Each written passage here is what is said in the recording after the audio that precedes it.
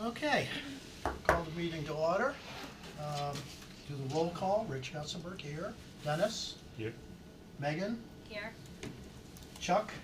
Here. Chris? Here. Greg? Here. Sarah? Here. Sean? Here. Jeff Solon is not, he's in a budget meeting. Alrighty, Pledge of Allegiance. I pledge allegiance to the flag of the United States of America and to the republic for which it stands, one nation, under God, indivisible, with liberty and justice for all.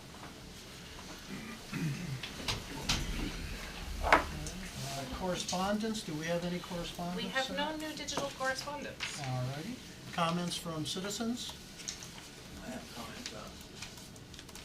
So I wonder how your inquiries are doing, the list of 20 schools that are staffed with geo-source technology being used in the town and in the state. How are we doing with that? Make any inquiries?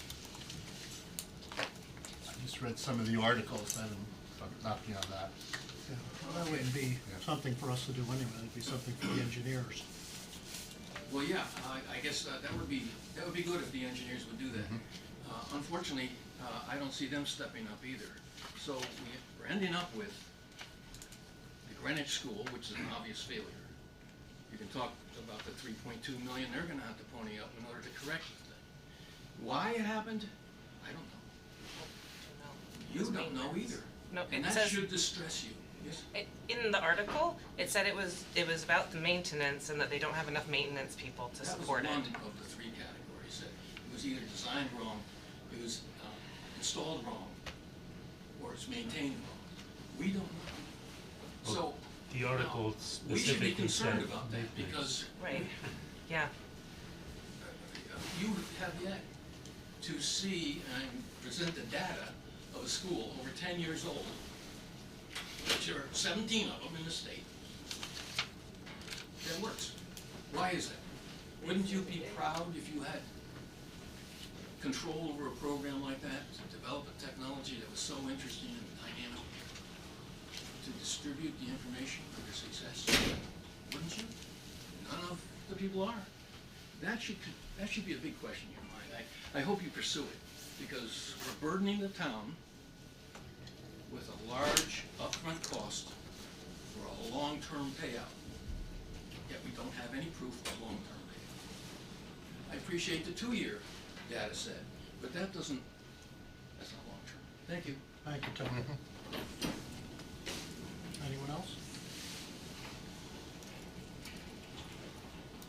Matt Bowman, 422 Maple Avenue. I just want to state first publicly that I am not representing the Planning and Zoning Commission in Cheshire. I am here as a private citizen, and I have some questions. Has this committee reviewed any of the site plans that have been presented to the town staff? This committee has received the site plans. They have not done a formal discussion at this point. So do you look at them when you receive them and analyze them in some way, shape, or form? I would hope so. They're sent out to all the committee members. I'm sorry? I said they are sent out to all the committee members. And we, each meeting, have discussions about various aspects of plans. There's a lot of plans that have come in the last 2 to 3 weeks. And individuals have gone through and looked at those plans and made various comments. Because you haven't reviewed the plans before they went to planning and zoning then, And not in any formal way. okay? Do you have the date of those plans? The date? All plans have a date on them. Sure, we can ask our consultant for that. We didn't come here memorizing different aspects for a cross-examination, so we're happy to have the consultants. Can you guys please, you guys have the date handy? All of the submission dates, I don't have them on my screen right now, but all of the submissions that were formally submitted to the planning and zoning are shared with the committee. We also have a design development project submission for cost estimation. That date of that was January 12th. So there are two concurrent submissions that are happening. We go through different project thresholds. Schematic design was the initial one where that was over the summer. And then we developed, as we were developing the design development drawings, which are more detailed in nature, we were also developing the P&Z submissions, first the IWWC submission and the P&Z submission. Those were originally, the dates were, don't hold me to the exact date, but the end of November. That was the first submission to the town. That was shared with the NGSBC. Then the updated plans, as we continue to have discussions regarding the engineer comments, grading, those were resubmitted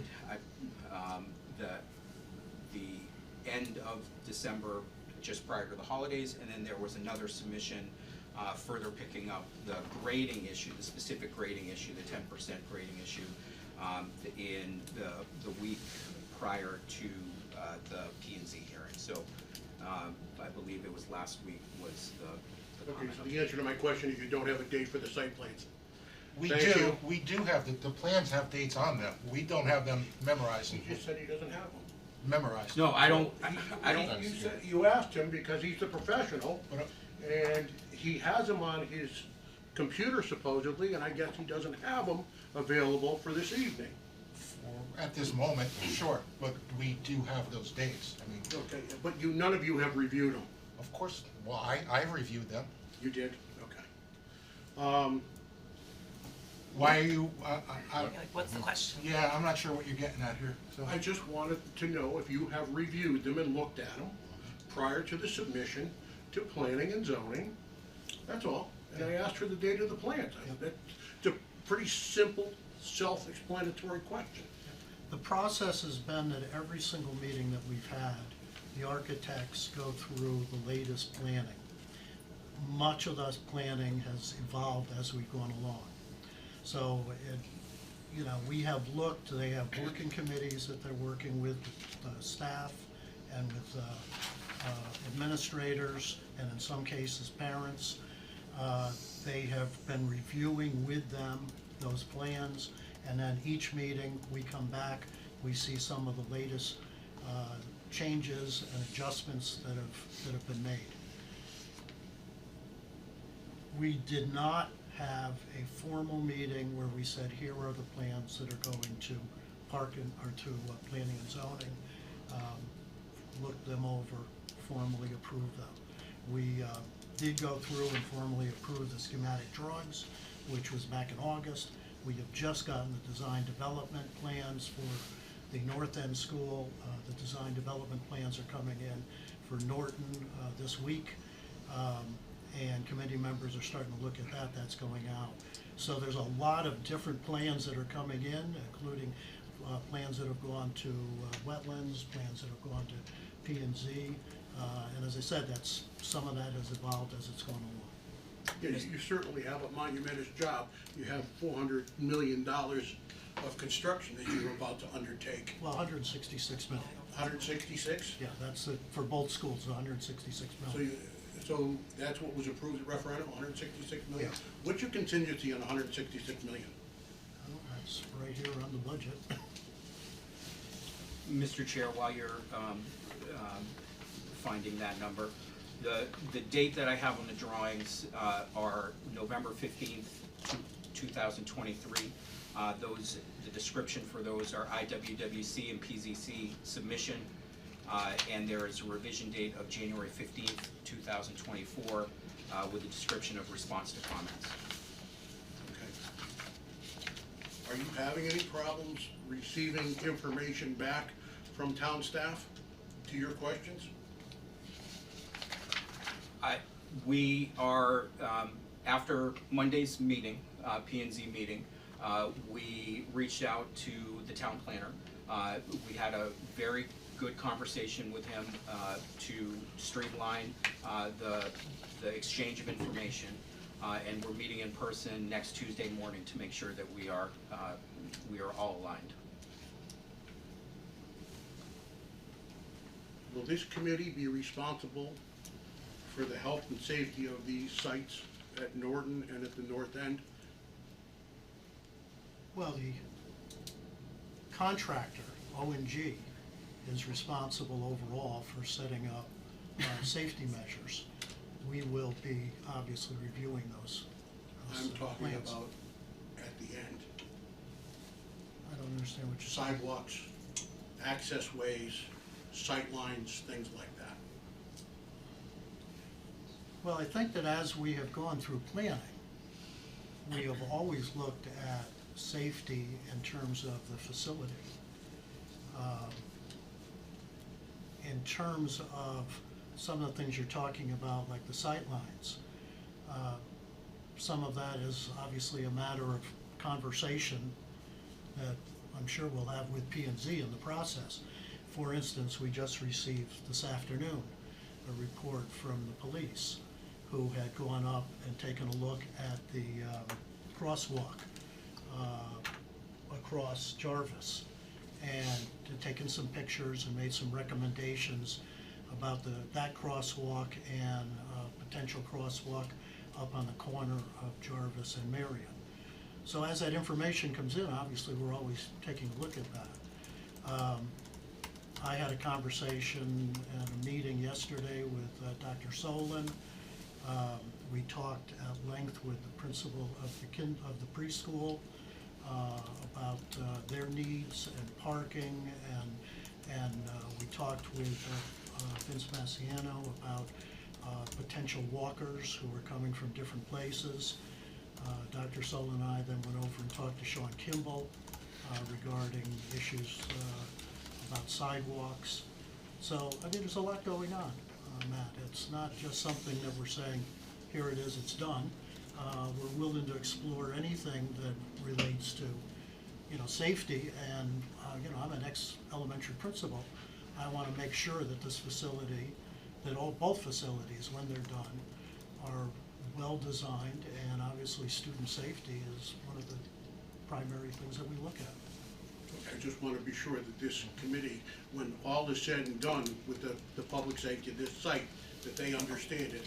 Yeah, so you're talking when it's done, not during the construction. I'm talking when it's done. I'm Yeah. not talking about planning, I'm talking about when this is done, that I hope that your concerns for the safety of the children walking to these schools is of the utmost priority. Yeah, and that's what I talked to Dr. Solon about and Vince. The question becomes, first of all, they're gonna send somebody from the school system to the next planning and zoning meeting, because we want somebody there as questions come up about how do you determine who's a walker and who's getting picked up by a bus? What are the procedures? It's not just a matter of distance or a matter of sidewalks, it's a matter of safety. And you could have sidewalks but an unsafe area, and they would send a bus. Or you could have no sidewalks but a very safe area, and they could say that that's a walker. So it becomes an analysis that's done by the school district. In terms of who would be walkers and who would be bussers from this area, they're taking a look at that now. I asked them to see if they could take a look at approximately how many children might be coming out of Courier Woods, who might be coming across, and then any of the other subdivisions that are there now and potentially coming in the future. You've So, got Moss Farm Village and you've got Strello Court. yeah, so You've that's, got the new ones up on the other side. right. So that's a growing area, and it'll change as time goes on. So, it's I think, an issue which we'll obviously look at, but also an issue which may evolve as time goes on too. If you get more and more construction there, you may want to, the town may very well want to take a look at, as they've done around Norton and some of the other schools, they've extended sidewalks, they've done a lot of things over the years at some of the other schools, knowing full well that those areas developed, a lot of students who potentially could be walking to the schools. Thank you, and thank you to the committee for all the hard work that you have to do, but there is a lot to do. Oh, yeah. Thank Yeah. you. We got a long way to go, Matt, but we appreciate it. And, just to remind everyone, we are working on town money, and we have a limited amount of money, so, you know, we wanna do everything that's possible. We have to work within the 166 million that is allocated for the two schools. And in fact, there's very specific amounts given for each building. And that's, you know, part of the state grant that we have. So, you know, although there are some things that we would love to be able to do, we can't do everything. But safety would always come first.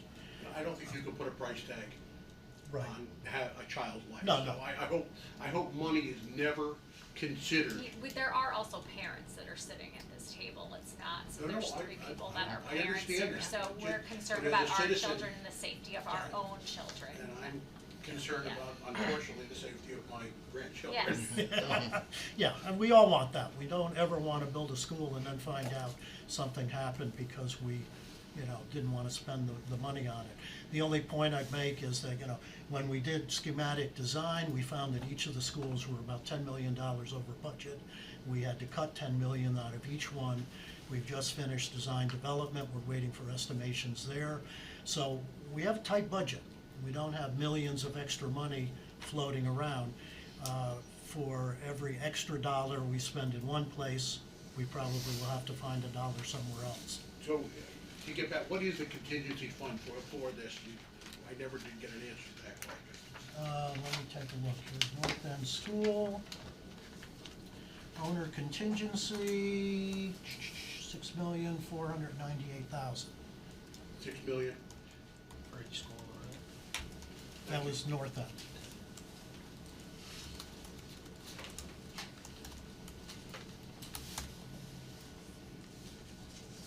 Okay, anything else from community members? All righty, thank you. Approval of meeting minutes, January 11th, 2000, well, I have 1024, 2024. Do I have a motion? Dennis? And do we have a second? I'll second. Greg? Any discussion? All those in favor? Opposed? Unanimous. I got abstain. Check those two.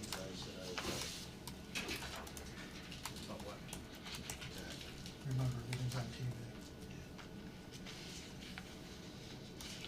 TV. All righty. Invoices. Just two today? Yep, just two. Nobody wants any money. They're doing this for free. We have two invoices in front of us, both from Van Zelm Engineers, commissioning service for the new Norton Elementary School, $1,125.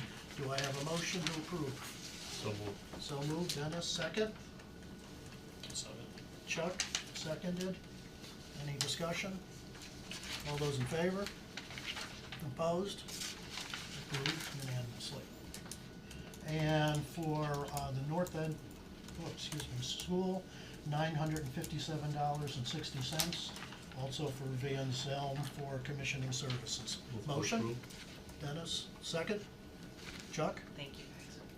And all those in favor? Oh, Copy paste. I just have a Up, question. yep, go ahead. And this pertains to both, I just didn't speak soon enough on the first one. They're billing based on a percent complete. Is there any way to equate that to hours? I mean, $950 is probably what, 4 hours? Yeah, that's how I look at it also, because there's no deliverable at this point. It's, you know, they're doing updates on the owner's project requirements, so it's you know, the amount of effort that they're putting in for the month, and as you said, it's hours, so, I So- could, Go ahead, I'm I sorry. could look up their billing rates, but, you know, assuming anywhere between $150 to $200 per hour, as you said, it's about 4 to 5 hours. So who's writing the actual commissioning specs? I'm sorry? Who's writing the commissioning specs? Is that you guys or is that Van Zelm? Yeah, Yeah. we are, they're part of the design development package. Okay,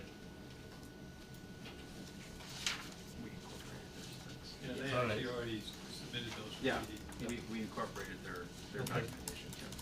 thanks. Sure. Okay, you all set then? Yeah, I'm good. Yep. Okay, then all those in favor? Opposed? Approved. Unanimous. Chairman's report.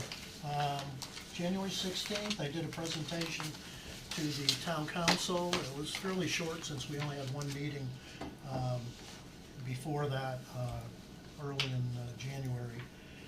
I did focus some of my conversation on the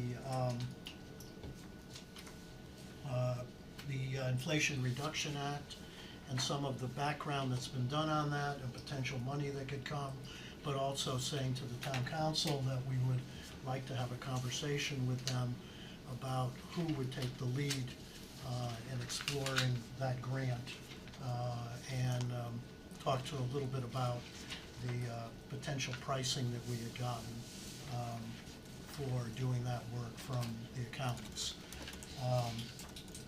Probably need to do a follow-up on that at some point where we sit down with town manager, the finance people, maybe somebody from the town council to talk about it. But, you know, as we've said in the past, it's one of those things where if we invest $40,000 to $60,000, we could be seeing $1 million or more coming back from the federal government. So definitely want to do that.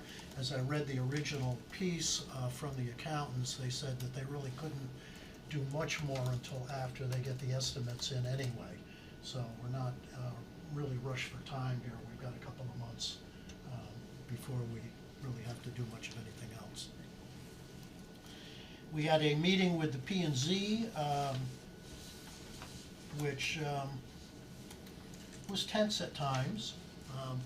I would urge each of the members to go online on YouTube, Channel 14 Cheshire, all of our meetings, all the town council meetings, but also planning and zoning meetings are on there.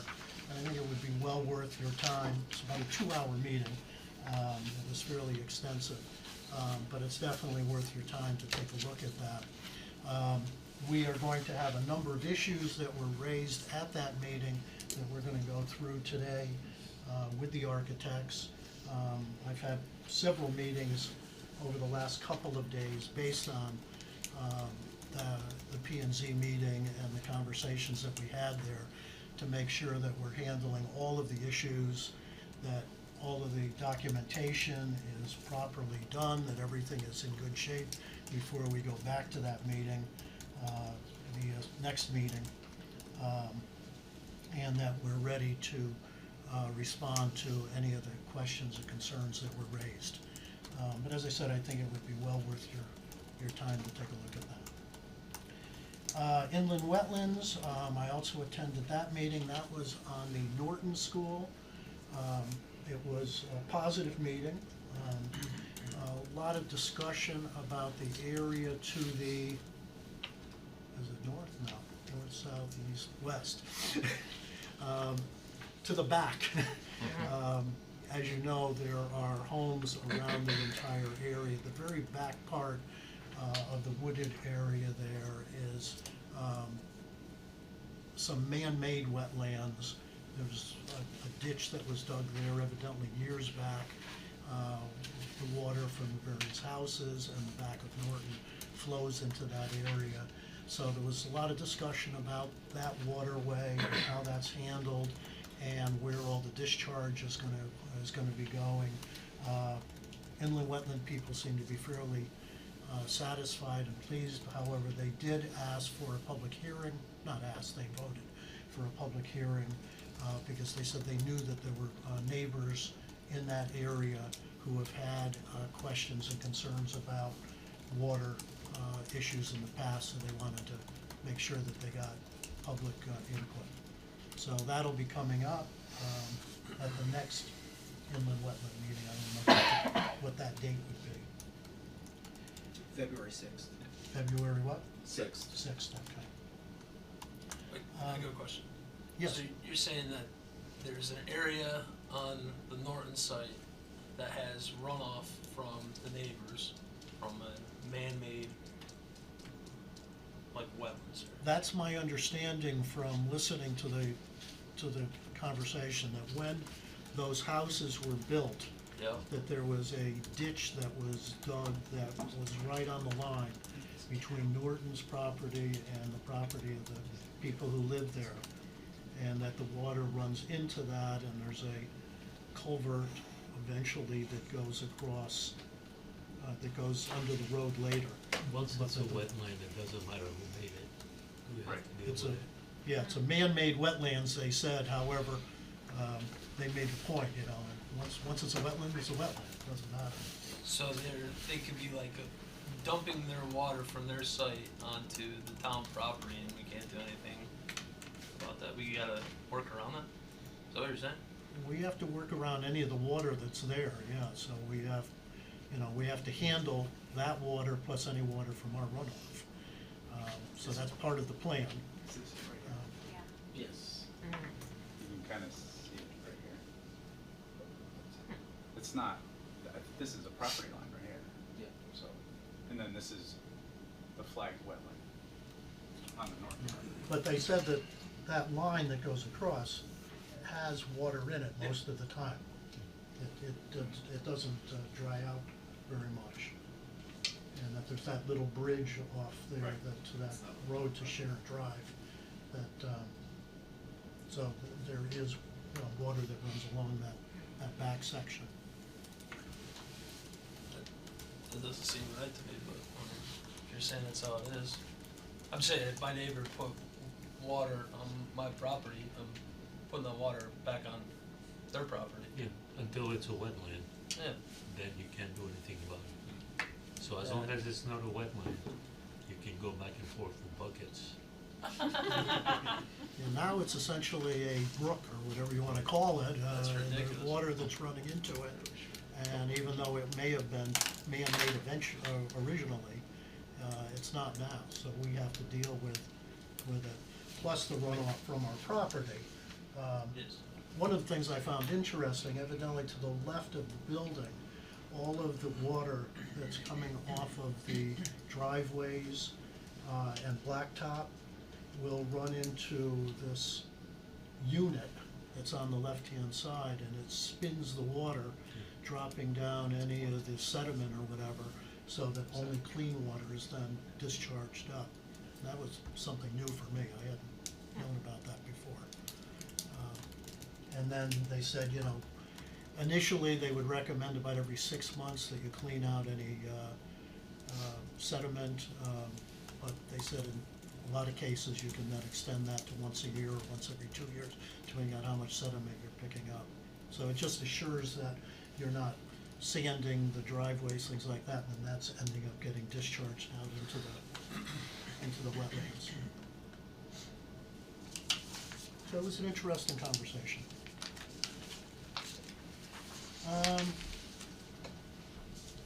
Response from school district regarding items raised last meeting. You had asked me to, let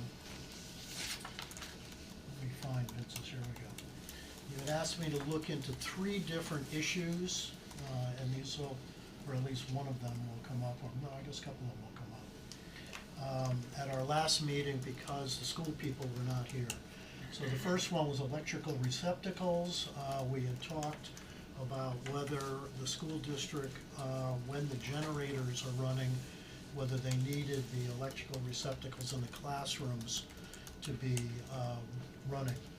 And Vince came back essentially saying, yes, we do. He says, we need the electrical receptacles in the classrooms to be functional during a power outage, as it will enable our teachers to continue their instruction with students using all available tools, including smart boards and computers, if we lose power during the school day.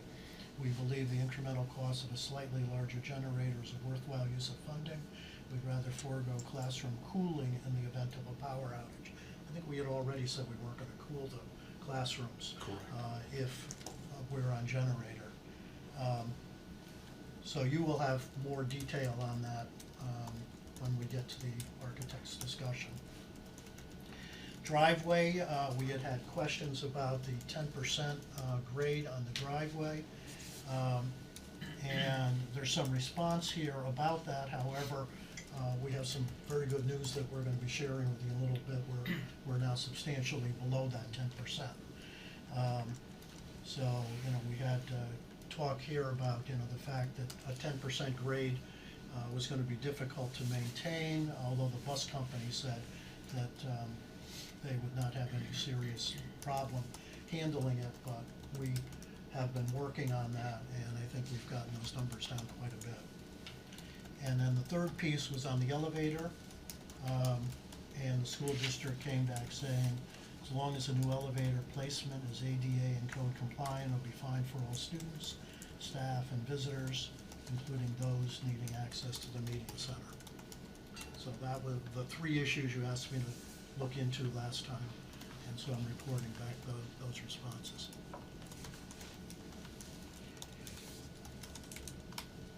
Okay. Owner's rep and CM at risk, open item log. So, Mr. Chairman, before we get into the open item log, I'd like to have ONG do a narrative on the schedule. I know that, we only do schedules on the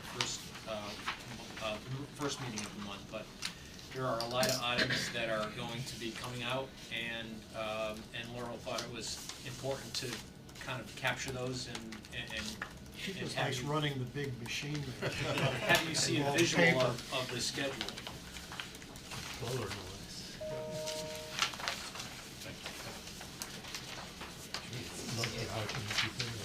Oh, yeah, well, I have to arrange with them. I got a big printing run. Thank you.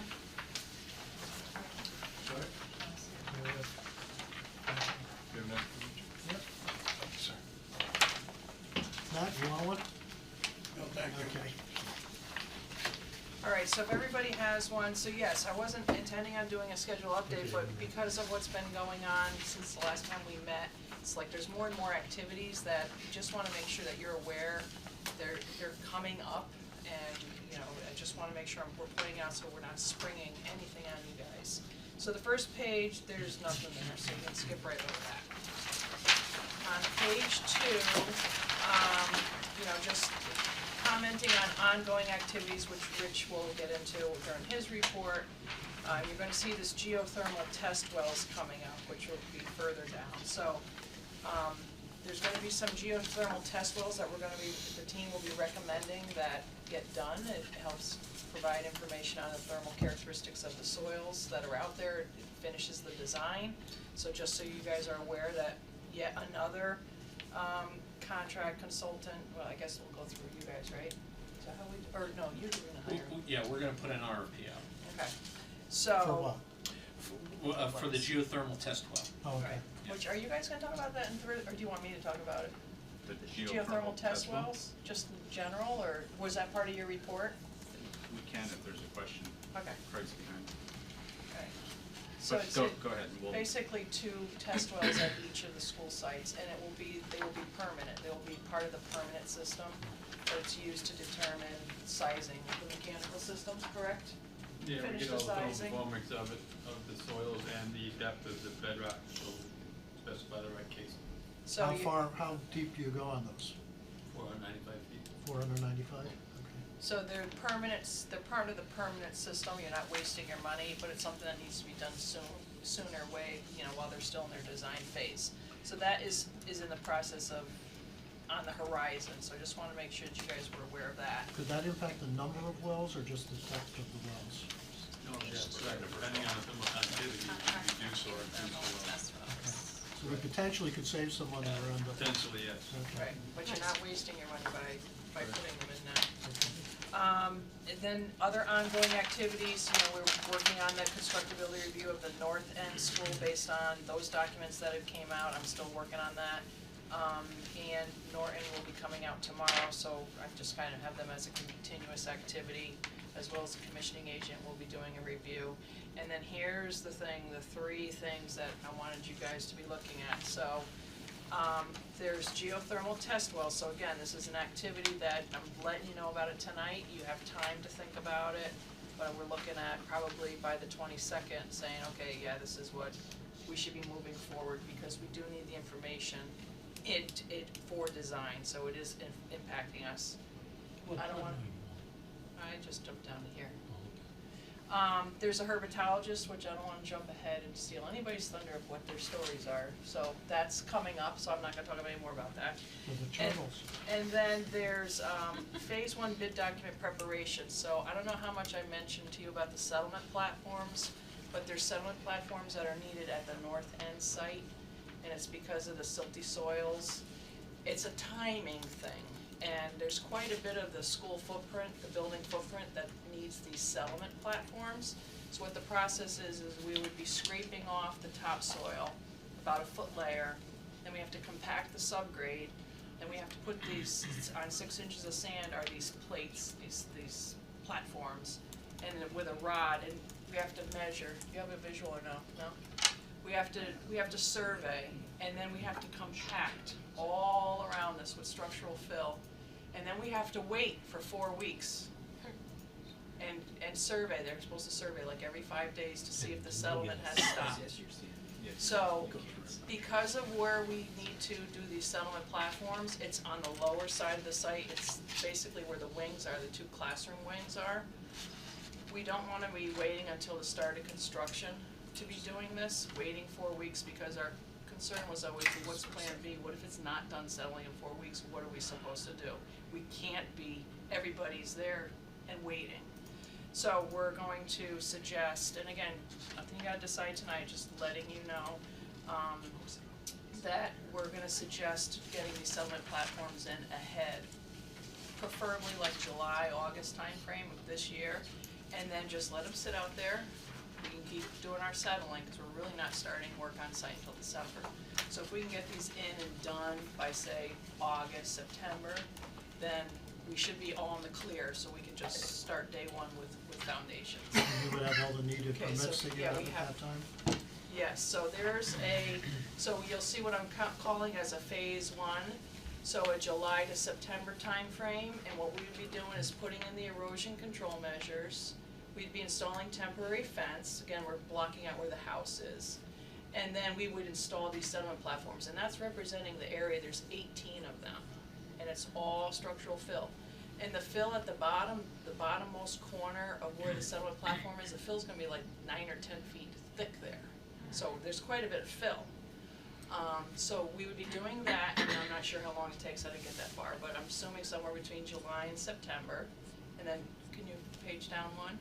And then there's an interim phase where, okay, we're gone, nobody's out there from like, say, October to December, cause that's when we're gonna start work on site. So I'm calling it an interim time between phases 1 and 2, where all we'll be doing is maintaining erosion control measures and just continuing to monitor as necessary until the settlement is done. And then one more, if you don't mind. And then when we start work on site, which is in December, that's when we'll incorporate the house, move our fence out, and then, you know, just a sequence of construction, because where the settlement platforms are is our classroom wings, that's an extensive amount of work, again, so we'll kind of be working our way up and out of the site. So, just something to think about, and you're gonna see on the schedule, I've got a phase 1 of everything. It means duplicate efforts of going up to the state, gotta do the PCR, bid, award, and then, we'll have to go up for a phase 2. So, we'd be discussing it with the state at the DDR meeting, the upcoming DDR meeting for North End. The other thing that we have not yet decided as a team is if we have any of those seriously long lead items, like the generator, especially at North End. If it's one of those 65 weeks still, we might wanna consider packaging that up as well. But just so that it's on your radar, that this Are you is what we're talking considering. specifically the generator or other? I'm talking specifically the generator, I'm not aware of. Switchgear. Yeah, I suppose the switchgear as well, especially North End, everything's gonna be bigger there, which is a longer lead time. Maybe Norton isn't as big of a deal if it's 450 kilowatt, maybe that's not the same thing as North End 1,000, but. We're waiting 85 weeks for a 250 kW generator, so it Okay. doesn't matter the size these days. Okay. 85 weeks? 85 weeks, Whoa. we still don't have it. But that's also not an item that holds up our construction or even operation of the school. No. Well, it does, although if it's not emergency, it won't. Correct. Another project that the client had a 250 kW generator so they can open up until, and the generator's still not here, and their ribbon cutting's in 2 weeks. So, I got 56 weeks on switchgear now. Yeah, see, Yeah. anything that's over 52 is something we're gonna wanna Yeah, There's It's also been typical. Eversource's transformer as well, Yes. so I don't know if anybody's spoken with them about that, to find Right, out what they're. we can usually accommodate a year, but when you're getting more than that, you're really pushing it. I mean, you're not being able to test your systems, and it just pretty much impacts everything. So that, besides the settlement platforms at North End, we wanna consider any major MEP systems as well as for, to purchase. Imagine some of the mechanical equipment too has got faulty. So again, just these are things that are up and coming. So that means this February 22nd date is like a magic date. There's a lot of stuff that's happening that night. It's gonna be an all-nighter. Because not only will we be looking at that point to have you authorize these things, but that's also the night of the DD presentation for North End with the estimate, so that's gonna be a big night. So just for continuing on with the. Can I ask a question? The platforms you're talking about there, so it's 10 feet of structural fill? Just on one end, I mean, it gets Yeah. less as you go up the I site. got that. What's the structural fill doing though? It's just like overburden to compact the swell? Yeah. Or where does it go afterwards? It stays there. It stays- Yeah, it's in place. Got it. Yeah. And this compacted structural fill can be taken from the site, because some of the site is good granular fill. We can use on-site material for this, it doesn't have to be imported. So there may be some excavation that's going on that you would have to do anyhow. But it's more than just disturbing that green block Got it. in order to save costs. Chuck, and part of the reason why this is coming up is because the geotechnical report very specifically says that we need to wait for 4 weeks and evaluate if any settlement has occurred Yeah. in the platforms. O&G's question is, well, what happens if we continue to have minor settlement after those 4 weeks? We're at the risk of any, having to wait longer to make sure that the. Yeah, his it solution is was you gotta stabilized. wait longer, Yep. and we're like, So this is, It's all stuff we were gonna do, you're just trying to Yep. get ahead of it so you don't delay the 4 weeks. yes. Got it. All right, and then, so moving further down on page 2, so we're in the middle of our design development estimates still. Reconciliation will be coming up, and there's that 22nd of February magic date again, where that's when we're supposed to be ready for you with the design development estimate, as well as the design, final design. No sense yet of how those numbers are coming out? No. Too far No. ahead? I really want them not to be, for us not to be over budget. So that, Are we if I can supposed just. to review and accept the same night, like the first time we see it, it comes to our head to accept? Well, when you say you haven't seen it, everybody has it, because it's as of what day? The 12th of January, so the documents are out there. Yeah, You just everyone need the has estimate. access to the documents. Right. At this point, the key issue will become if Are we we're, on budget? if we're over budget, then we're gonna have to go through a process similar to what we did before, where we've gotta go through and find places to reduce costs. If we're under budget, then we can just move ahead unless there are issues that people have with the design at that point. I would also say that there are currently a number of similarly sized elementary schools that are out on the street for bidding now. So we'll be able to have some market comparison with cost estimates. Is Madison an elementary school? Yes, It's brand new? yes, When do they do? Bids? next week. I have Okay. Norwalk to share with you. Norwalk's a high school though, isn't it? Elementary school, Okay. very similar size, 90,000 square feet. Okay. Norwalk's doing a high school, I think, doing Yeah, a they huge must high be school. doing- Yeah, we were lucky enough to bid it at the same time. Oh, jeez. Okay. So that's the February 22nd, so just giving everybody a heads up on that. I got nothing for the 8th, so. That's all Yeah, the sure. floor. On the top of page 3, design development documents for Norton, we're supposed to be getting tomorrow, and then we will jump into the estimate, doing that cost estimate. And then you'll see we're at the point, we're coming up to where the Tecton is gonna need to crank on the 2 schools with construction documents, so there's not a lot of wiggle room left, and it's a nice big red bar. Can I stop you for 1 second, because I know at least one member of the committee has said to me, gee, we've got, plans came in for the North School, it's, 400 pages of drawings, and 2,000 pages of narrative.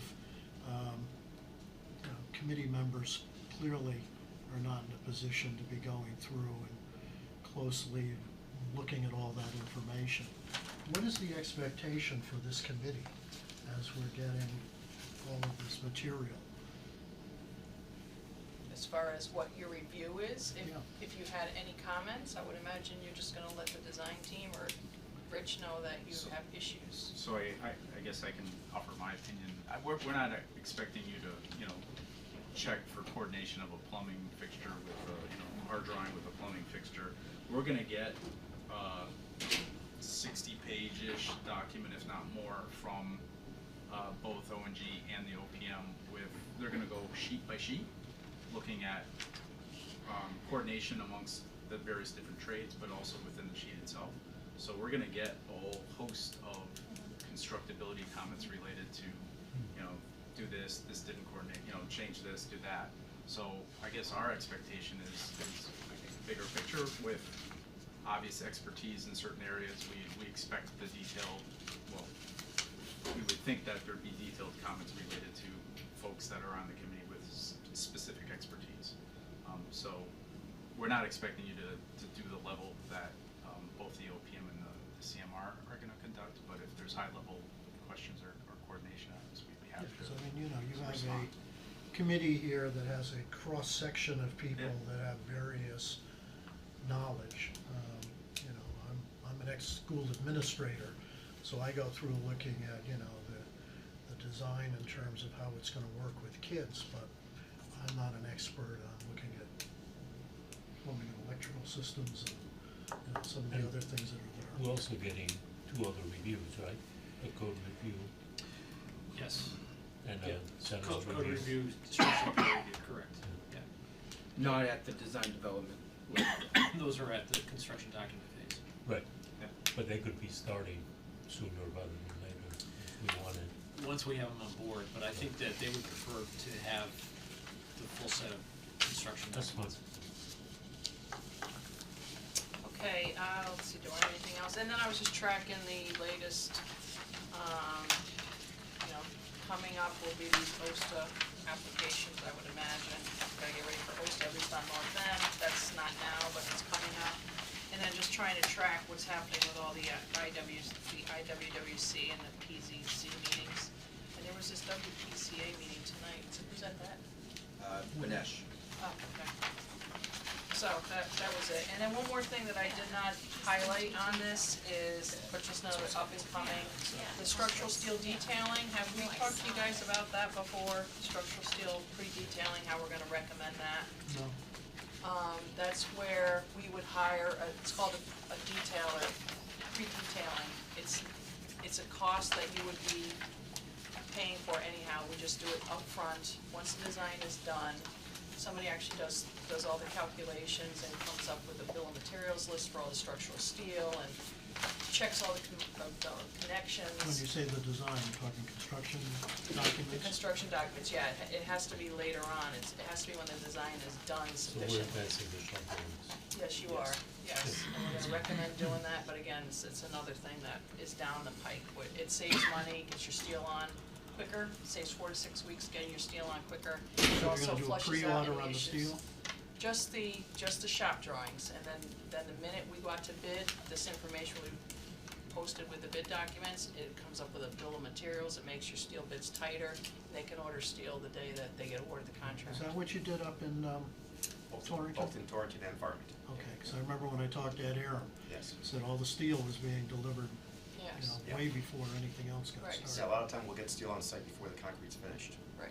on these buildings, so. And these are shallow, basically shallow foundations. There's nothing crazy here with foundations of these buildings, so the foundation work is gonna go pretty quickly, as long as we can put them down, because they still have platforms, and we want the steel there too.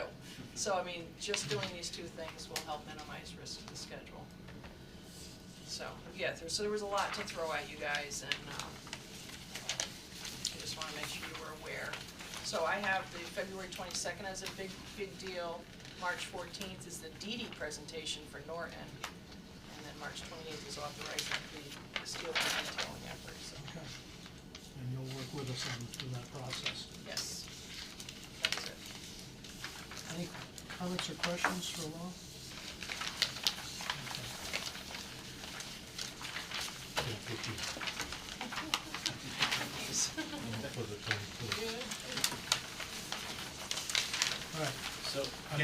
back to the beginning. Yes, Sorry, yes. sorry. Getting back on track. Open item log review. Open item log, so there's no new items on the open item log. You have a copy for your review. There is one item that we have a target date of mid-January, and that is the submission of the space standards waiver. That we're gonna have the superintendent and Vin put together a justification for that waiver. So. Is there a deadline on that to the state? There's no deadline to the state. We'd like to have it done before we go up to the state for the DDR. Okay, So that's what the other that's March 6th. Okay. So we did talk with him about that earlier this week, and he's aware of it. Obviously, he's not here tonight because they're working on the budget, and he said, let me get through the budget, and then we can focus on that. So they have it on their radar. They're aware of the importance of this, and we'll get that knocked out in the next month or so. Also, came in today from Cole-Ronan. We had some comments on a lot of the items that were on the front end of the open items log relative to emergency generator, things like that, amperages. So we had Cole-Ronan take a look at it. They've responded, and I'm going to put those comments into the open item log that sits on the Google Drive. So you don't see it because we've kind of folded it up, but those items are still in there, and I'll open those up. I'll put the comments in there, and then they're still anybody can go in there and take a look at them. Okay. With respect to the space waiver request, that is a DDR checklist item. So there's the expectation that when you're sitting down with your plan reviewer at the state, that you're going over any anticipated or any waiver requests. Okay. Also, we had, I don't know if it's not on here, but we had the forms that we needed to deal with the additional property. Have those been submitted, or what's the status? The 053. We have to revise. Yeah, we need to revise the 053. Those have not been submitted yet. That'll be part of the DDR. That'll be part of the DDR also, so, we have this one and the new Right. Yeah. property on North Brooksville.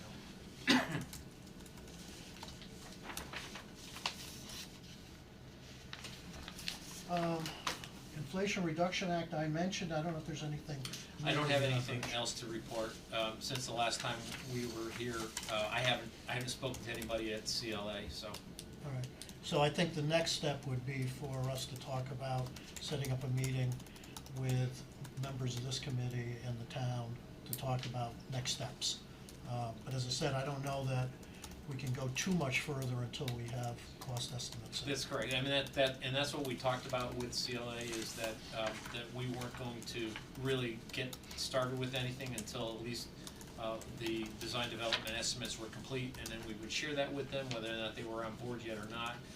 They welcome that opportunity to take a look at that so they can get into the detail of what the cost of the project is, and then the town can then decide what approach they want to take to engaging them, and what end of the pocketbook it's going to come out of. Yeah, well, I don't think there's any question, but that we'll go ahead, it's just a matter of who's gonna take the lead on it. Yeah. I'm gonna leave it on the agenda so it doesn't get lost, unless you want to move it on Nope. to the open item, either way. RFQP for third-party code review and third-party structural review. Yes, so, was it last week? Yeah, it was, January 17th. We received, quite a few, responses on the RFPs for both the structural peer review and for the code review. Because we're doing, 2 each for both schools. There was quite a bit of information that came in. Sean was with me, when we opened them up, and, we were able to just kind of, put together, who responded and whether or not they actually met the criteria. So, on the structural peer review, there were 6 firms that did respond.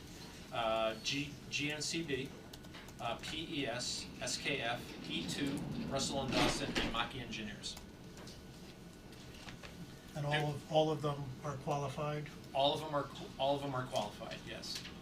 Yes. There was a seventh firm that submitted, that was the firm that was out of Canada.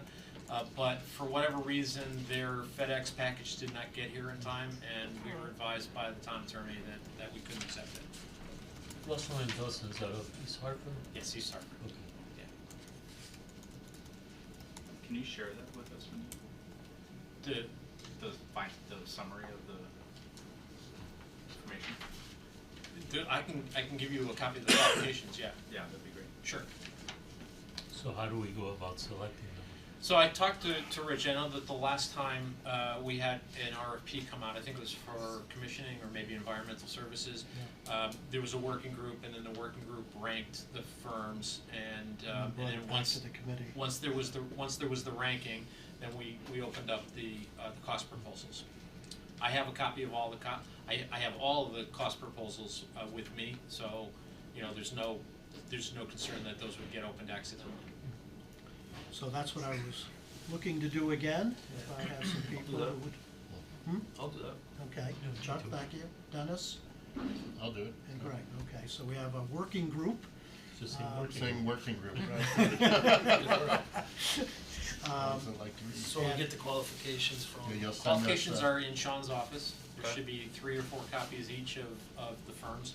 And as I was talking to Chuck before the meeting, you really only have to take a look at one of the qualifications, because they submitted for both the Norton School and for the North End School, so you're just reviewing the qualifications of the firm, same for Yeah, for which both has schools. been pretty similar all Yes. the way through. They've been they've doing this. duplicated, so there's quite a bit Well, of we've sort of asked them to Yeah, we have to present the because two separate yeah. ones, because it's two separate grants of the state. That's right, and to be able to be eligible for reimbursement, you have to be able to do it that way. From We a- can, Right, so it's gonna be 4 separate decisions, code review and peer review, one building, other, I mean, it may be the It same doesn't- one we'll recommend. It doesn't have to be for Greg, only because once you've taken a look at the qualifications of the firm, you're pretty much Right, ranking the firm mhm. by, whether or not they can do both if you schools. picked 4, you'd be like, oh, they're the 4th most qualified. Right. And you'd be saying, I oh, mean, like, put there 'em are on. 4 different decisions that we have to make. Yes. Well, Right. yes, you'll come Yeah. back in terms of third-party code review. We Right. recommend such and such for the North End School, Such and such for the for south, Norton. and it may be Might the be the south. same, Right, same and then for company. the structural review, Same same thing. thing. So you could have 2 companies each Mhm. doing 2 schools, but yeah, there's 4 different The recommendations. way we've asked them to respond is to provide a cost proposal for just that one school, Mhm. Norton and North End, and then a cost proposal that gives you a price for doing both schools, whether or not there's a discount or not. So we can, work in a group between now and the next meeting, make a recommendation at the next meeting. Yep, Go there. yeah, And we can pick up the qualifications from Sean. yep. And you're the expert on this, you know all the documentation and. Yeah, 1 through 6. Yep. You're our numbers guy, you've been doing this all the way through. When will they be ready, Sean, or are they here now? They are all in the Except on the office now, one they got day, sorted out. If you want, right after this, we can walk down there and Yeah, get it. if we can do that, that'd be great. Mhm. That's probably the easiest. And then, Rich, there was also for the third-party code review, same thing. So for the third-party code review, there were 4 firms that responded. Versteeg Associates was one, AKF was another, Russell and Dawson, and C Corps. And I believe I sent the spreadsheet with your Yeah. documentation, so you Yes. saw those. Okay, well, thank you, gentlemen, I appreciate you jumping in on that. All right, architects, emergency We got power, dinner. further discussion regarding generators at the 2 schools and the battery backup systems. So, Yeah, go ahead. as we discussed at the last meeting, that we agreed that the battery backup system would be central inverters, not batteries in the fixtures. So that design has been incorporated in. The generator will back that up through a standby system. The life safety system has been removed because we have the inverters. And then, as you had indicated earlier in the meeting about, let's say at Norton, that they want the receptacles in the classrooms operational during a power outage. And just heating, no cooling during a power outage, that would result in a 600 kW generator, And what did we originally have spec? 450. Okay. One of the things that we wanted to mention was that if you try to take things out of the 600 and break down where you're gonna have power in certain rooms and not, you are increasing the electrical distribution equipment, because you're gonna have normal panels that won't have power in a power outage next to standby panels, and that's just increasing the electrical distribution equipment. So you're kind of saving in one spot but spending in another. So the 600 kW is covering what you've requested, and that's what we're recommending. With that, the OPR indicates 120-hour runtime, which is a little exorbitant. So we are recommending the original 48-hour runtime, and that's rating at a full load, which with our experience you're never at. You're maybe 50–60%, so that 48 hours could turn into 96, 120 hours. Has been our experience with that, because at 120 hours, 120 hours for the 600 kW would require a 5,600 gallon tank that you would fill up fuel with what they call polishing or treatment to preserve it a year to 2 years tops, and then it goes bad. You don't want to use that in your generator, so you'd have to pump out what you didn't use. So even with testing, you're not going to get 5,600 gallons used. So that's why we're recommending a 48-hour, which is 40% of that roughly. If at 42 gallons per hour, you're maybe a 2,000 gallon tank that you would fill up. And there's a certain percentage that is not used at the bottom because of sludge and condensate, because you are outside. You'll draw that moisture in, so you don't want to draw that into your system. So the tube doesn't go all the way to the bottom to draw the sludge for that purpose. What's the dimension of those tanks? Not gallons, like size-wise, what are you talking about? And that's outside, that's like in your. Is this what they are? It should be a base tank to the generator itself. So it's like part of the skid. I just looked up 2,000 gallon tanks, really, how big is that? It gets Right. taller as it gets bigger. Right, yeah, they try to keep it within the footprint of the generator, so as it gets taller, then the next step is, well, how am I gonna access the doors to the generator? So that's where you get the stairs and the platforms on either side to make it easy to access. So you're saying 120-hour runtime, that's like, that thing's going full bore, 120 hours is what that recommendation was? Yeah, and it's not You're saying gonna be that's a never full gonna load. happen? That's not gonna happen, so that 120 will turn into possibly double that or more. Because it's only gonna be running at less than full. 50 to 60%, you know, you've got to, the balancing act is, I know I'm preaching with Chris, but the balancing act we have to do is, if in the 1 in 1,000 chance that everything comes on and runs, that generator better be able to be accommodating that. Otherwise, somebody's gonna call me. So, some people say, well, you're oversizing things because it's not gonna be all there, but, That's you know, what the you make requirement right. is. When someone says they want it for a certain amount of hours, it's at 100% load. Yeah. Right. Now, just to put things in perspective, codes have changed since I did it, but I'm pretty sure a hospice, Connecticut hospice facility that has inpatients requiring inpatient care, code requires 48 hours. We're requiring almost triple that for an elementary school. Right. Seems And this is for Norton. excessive. The 120 hours was a blanket requirement, so if you had, that's at Norton. Now, if Well, what we're you, pointing out, Norton is not a warming center. Correct. So the worst that could happen at Norton, electricity goes off at 9 in the morning, we run the thing for the day, we get the kids out of there, and then we just need enough to keep the building from freezing, and that's it. correct, and that's where the load drops down, and your hours just extend, so there's not a concern. So where did the 120 come from? That's in the. It's in the OPR. Whose request? The ed specs? No. It's a town, it's a facilities request. So maybe we wanna kick that back to Vin. Like the facilities, like Vin. Yeah, or not something. a town request, yeah, it's part of it, a school request. I think that needs to go back to Vin. That sounds, maybe there's a reason for Well, it, but. I think that that's a decision this committee can make. I don't think we have to have their permission, you know, they've requested, but I think, you know, we're the ones who have to make these decisions. And I think, 48 hours. well, that's my feeling, I don't know. 24 quite honestly. But that's not gonna save us too even 48 hours, you still have a couple thousand, you still have to deal with fuel, conditioning, et cetera, possible pulling, recycling, getting rid of it. It's just like anything. The more you have, the more you store, the less you use. When you're just using it for exercising, that's it.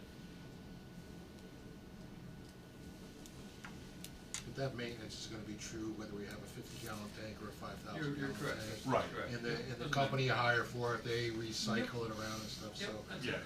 you just pump it out. It's And just the less. actual But there's a quantity cost to they pay that, for it. to pumping And it what's and. diesel fuel running these days? A lot.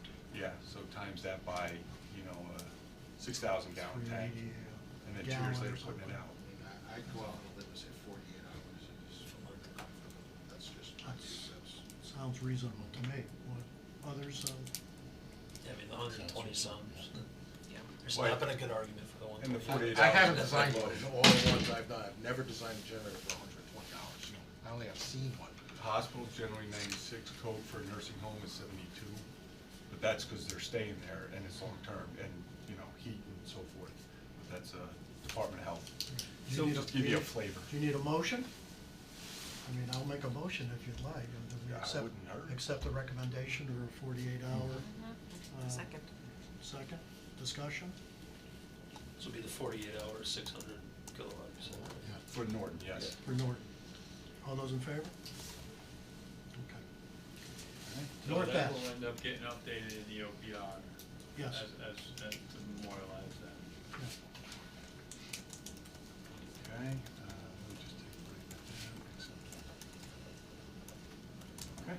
And John, the date is that on the side, 450 or 600? 600. 600? Yeah, 600 is acceptable. Calling.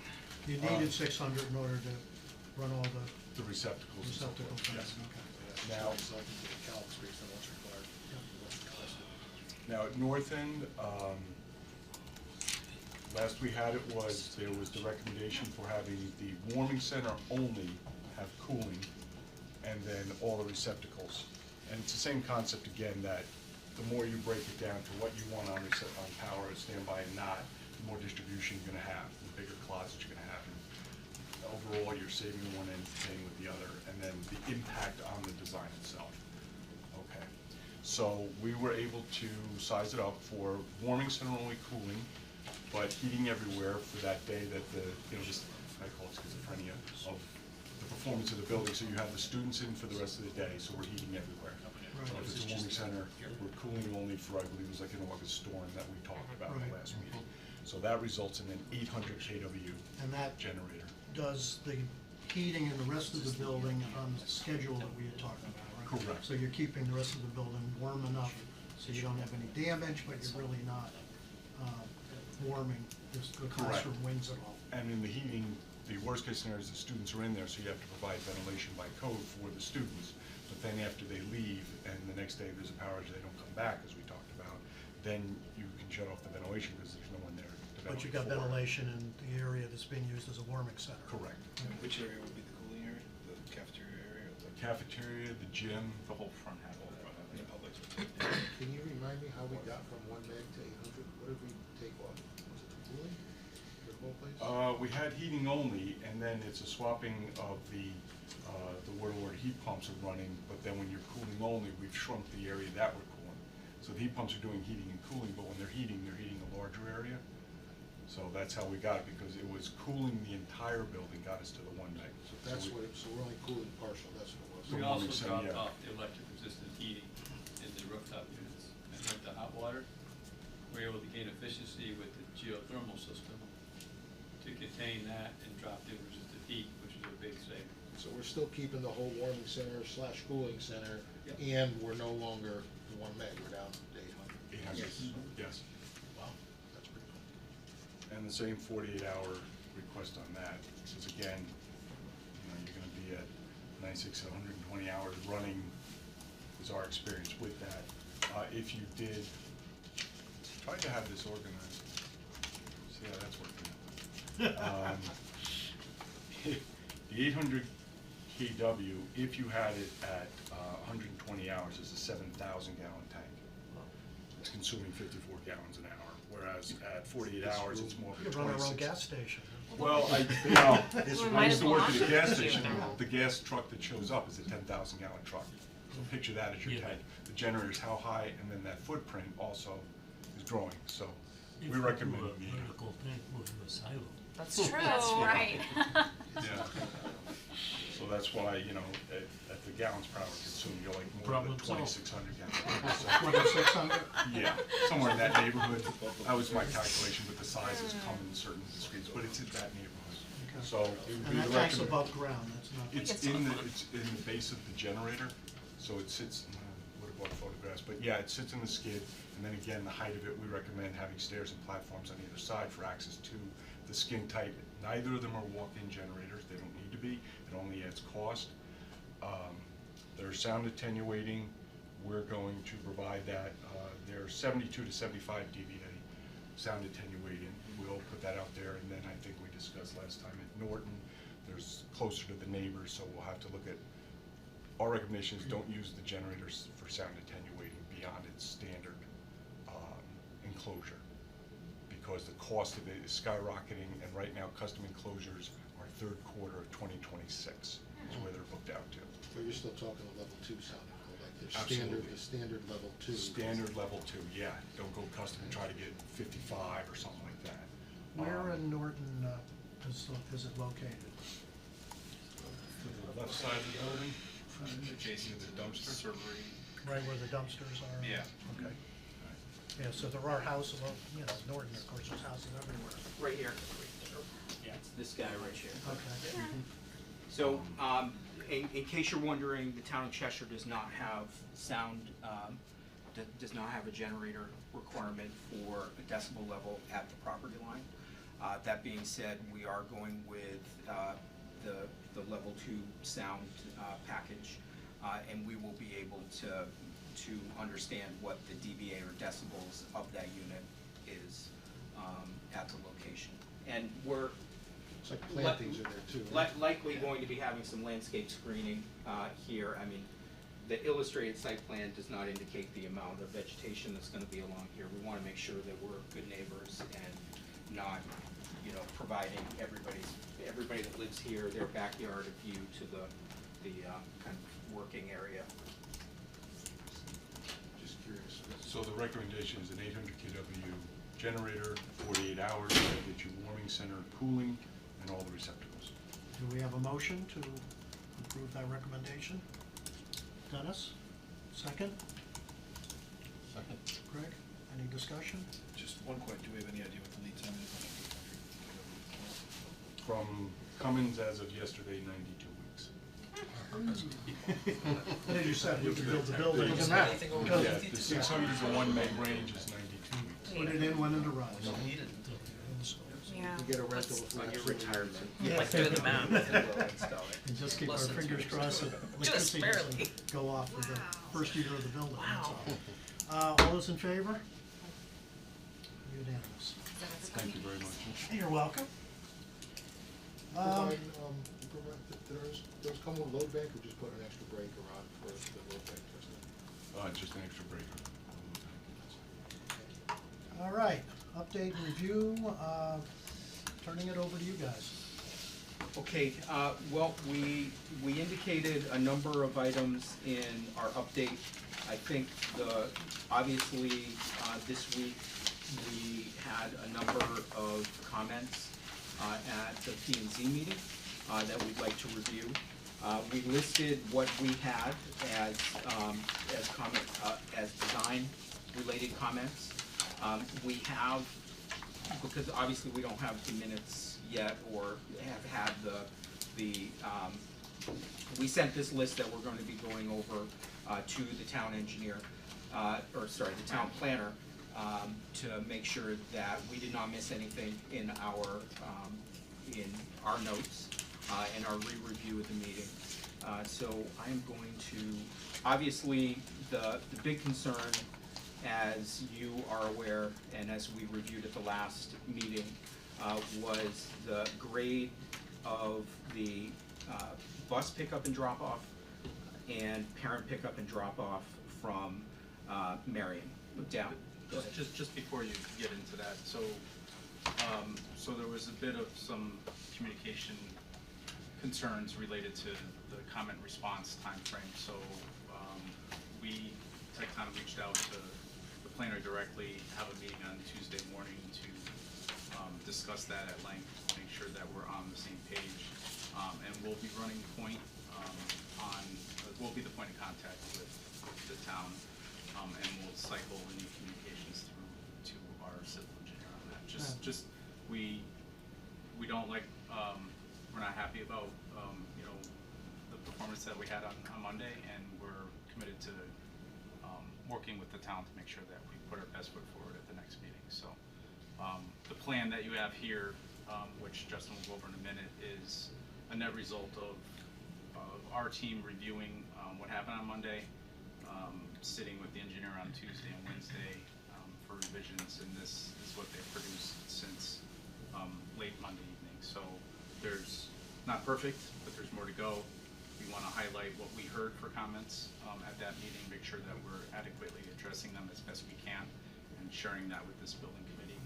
And I just looked, the minutes are up now. So we'll get those and redistribute that. But, so this is the work that we've had since Monday evening till tonight, and there's still some more work to go, and I'll Sure. explain it.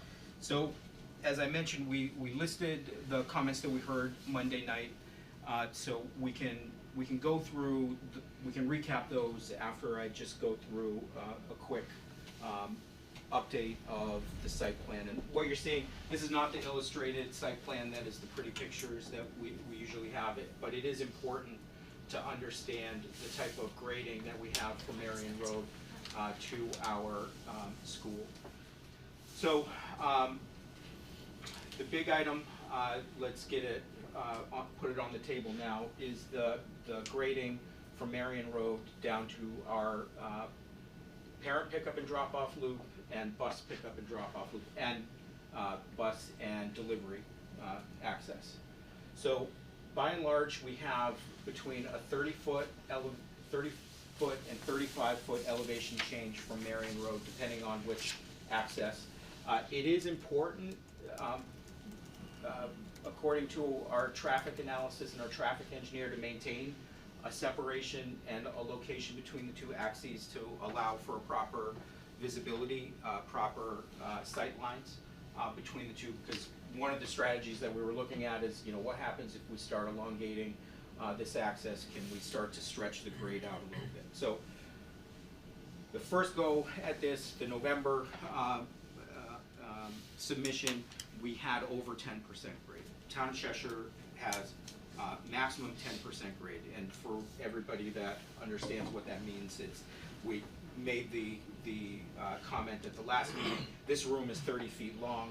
It would be going from this area here to 3 feet back where the gentleman is sitting back there. So from here to front wall to the back wall, 3 feet of elevation change. So if you can kind of picture what that slope means for 10% grade. So the first round of revisions got us to approximately, we have always had a flat area where we're anticipating the drop-off and the access from the drop-off areas to the building. The previous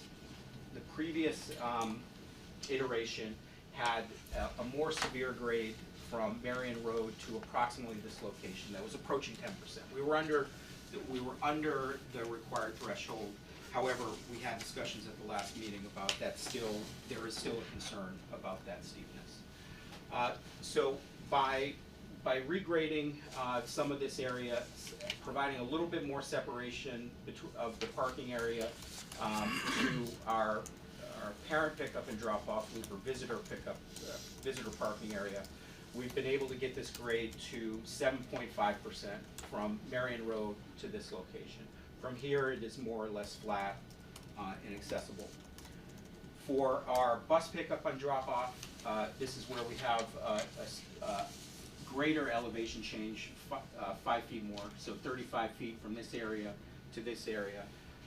By elongating the curve of the northern drive, we are able to get to a 6.7% grade. And once again, when we get here, we're reasonably flat across. We're at 153, elevation 153 here, elevation 153 here. We go down to 150 at this location. So modest grade along the front of the building. The elevation of the school is at 151.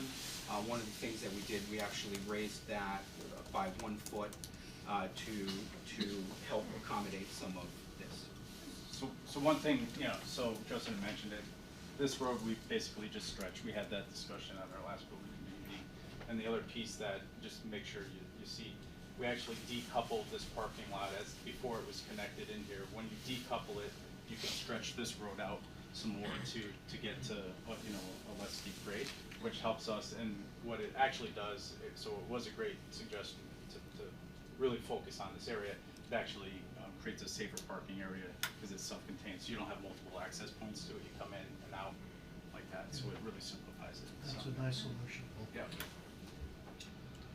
Okay, so a couple of other things that are on, so while these grades have been, we've been working with them to understand the comments, the engineers are revising what's called cut and fill analysis to understand like how much, as part of this application, it's an earth moving application.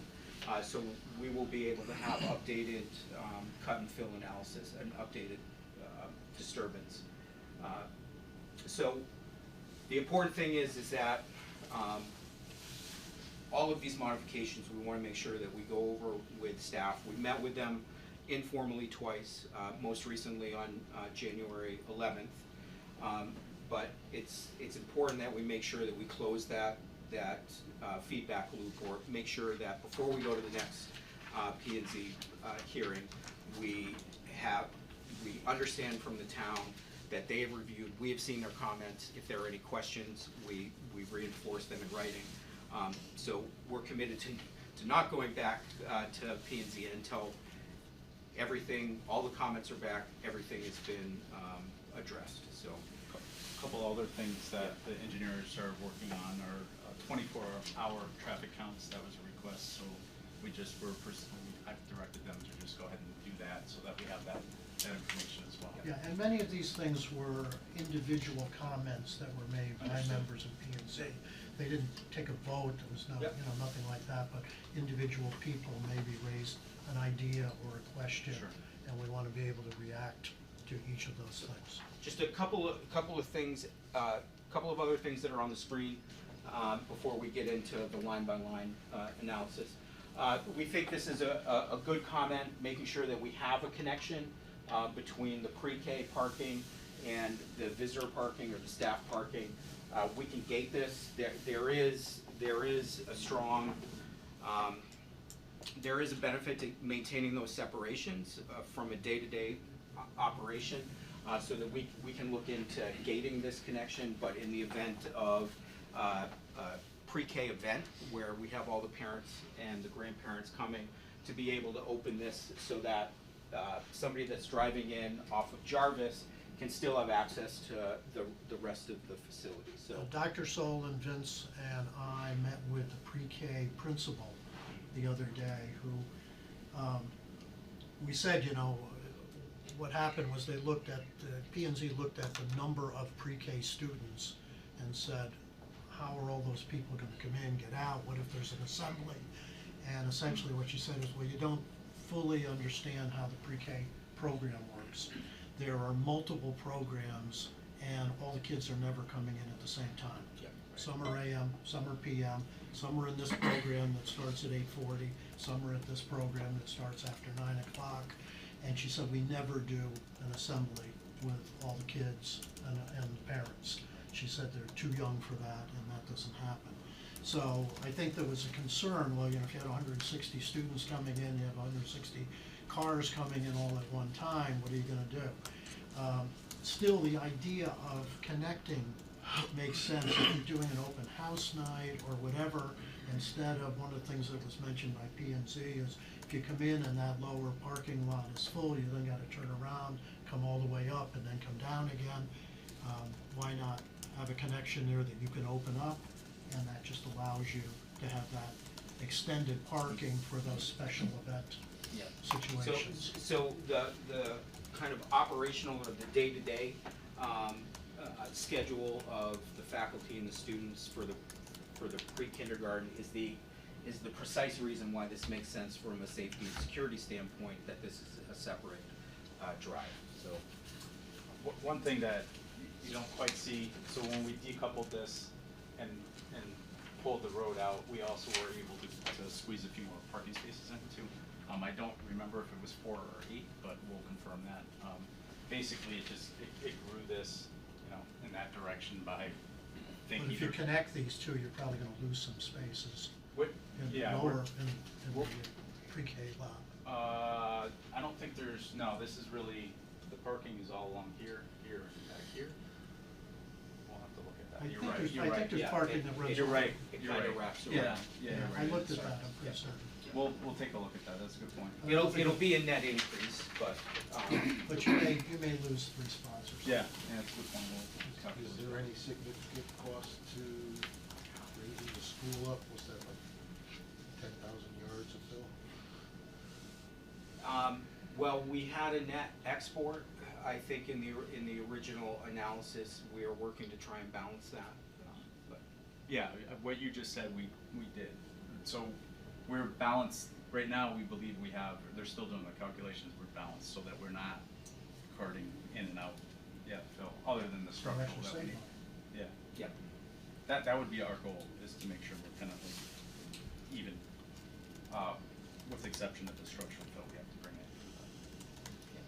well, the intention is to use a portion of the on-site material for that structural fill. Yeah. Okay, so the last thing that is on the screen that we do want to address is, we had not been showing sidewalks along Jarvis or Marion Road, as well as sidewalks from Marion Road down one of our access drives. Part of that, the latter, was just the concern about the grade there. What we are showing now, and for consideration and discussion with the committee, is a sidewalk connecting our entrance on Jarvis to our entrance on Marion, as well as the inclusion of walk on the northerly access drive. Were those required? Were those requested? Those were, so we did receive comments this afternoon, very detailed comments that we're reviewing from the traffic control officer. I think it was clear from our P&Z meeting that this is a very important thing for the community. Traffic control talked about coming up from the lower parking lot up Jarvis to the intersection of Marion. For He the didn't say crosswalk, he didn't say anything about the rest of it. What? For the crosswalk. For the cross route, yeah.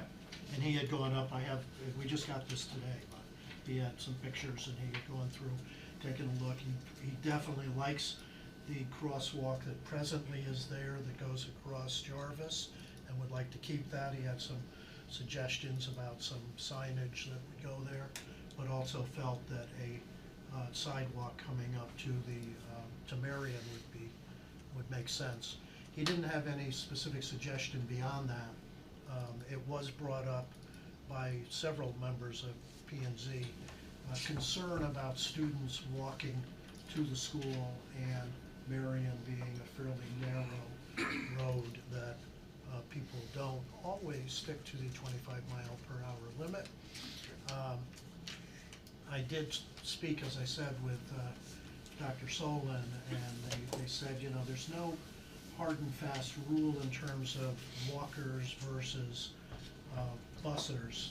What they do is take a look at safety, so that it is possible that you have an area that has sidewalks, but it would be dangerous to walk, so they send a bus in.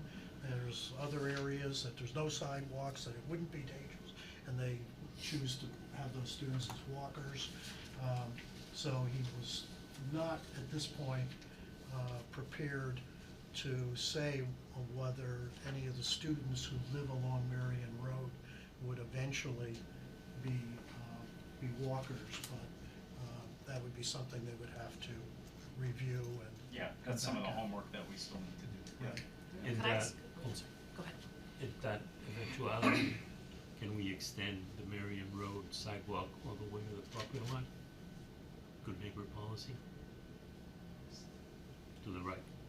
Oh, Over here, right, you're right saying? over there. Yeah. Yeah, we'll put sidewalks wherever you want.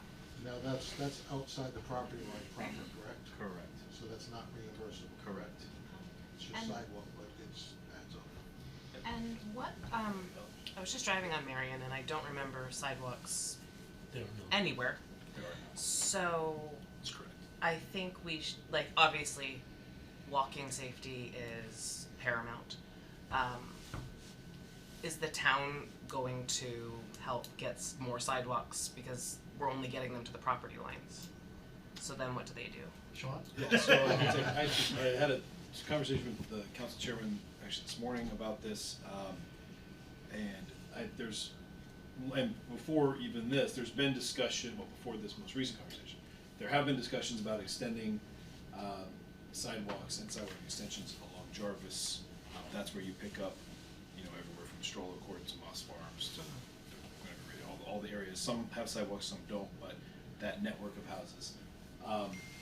So I think, I can't speak for the council, we have capital budget coming up in the next couple of months. We have time, and yes, I think the short answer is the town would be very likely supportive of extending along Jarvis. I do think Marion is a little bit more of a conversation to make sure, you're certainly picking up less houses that way. The grade is a little different, the characteristics are a little different. But certainly, that's something that will be under consideration, and I think there could well be support for it. One thing that I know we're all grappling with the same considerations here is, I think there was some discussion about whether, even if they came along Marion, how necessary are they to go all the way to Jarvis? Because you have two things. You have an option, of course, to kind of cut through, which frankly most people with sidewalks, they kind of go the path of least resistance anyway. That's why you see wear marks where there aren't sidewalks sometimes. But cutting across, if you were somebody just walking in the general area from Marion to Jarvis, you could walk across the school property. And certainly when school's not in session, it's even easier if this was a weekend or something. But again, not saying one way or the other, but I that's a lot of sidewalk and a lot of sidewalk to maintain, of course, and eventually replace. But we just want to make sure we've thought through specifically, at least in my opinion, how many people are going to be walking from that bus loop to the corner of Jarvis and Marion, and whether or not the existing network that we'd be creating, I fully agree with extending it down the bus loop so that you have safe access. Because even if we did have them along Marion and you picked up, Balsam Court and others, again, those kids would have to cross to that side of the street, of course, but you could do that.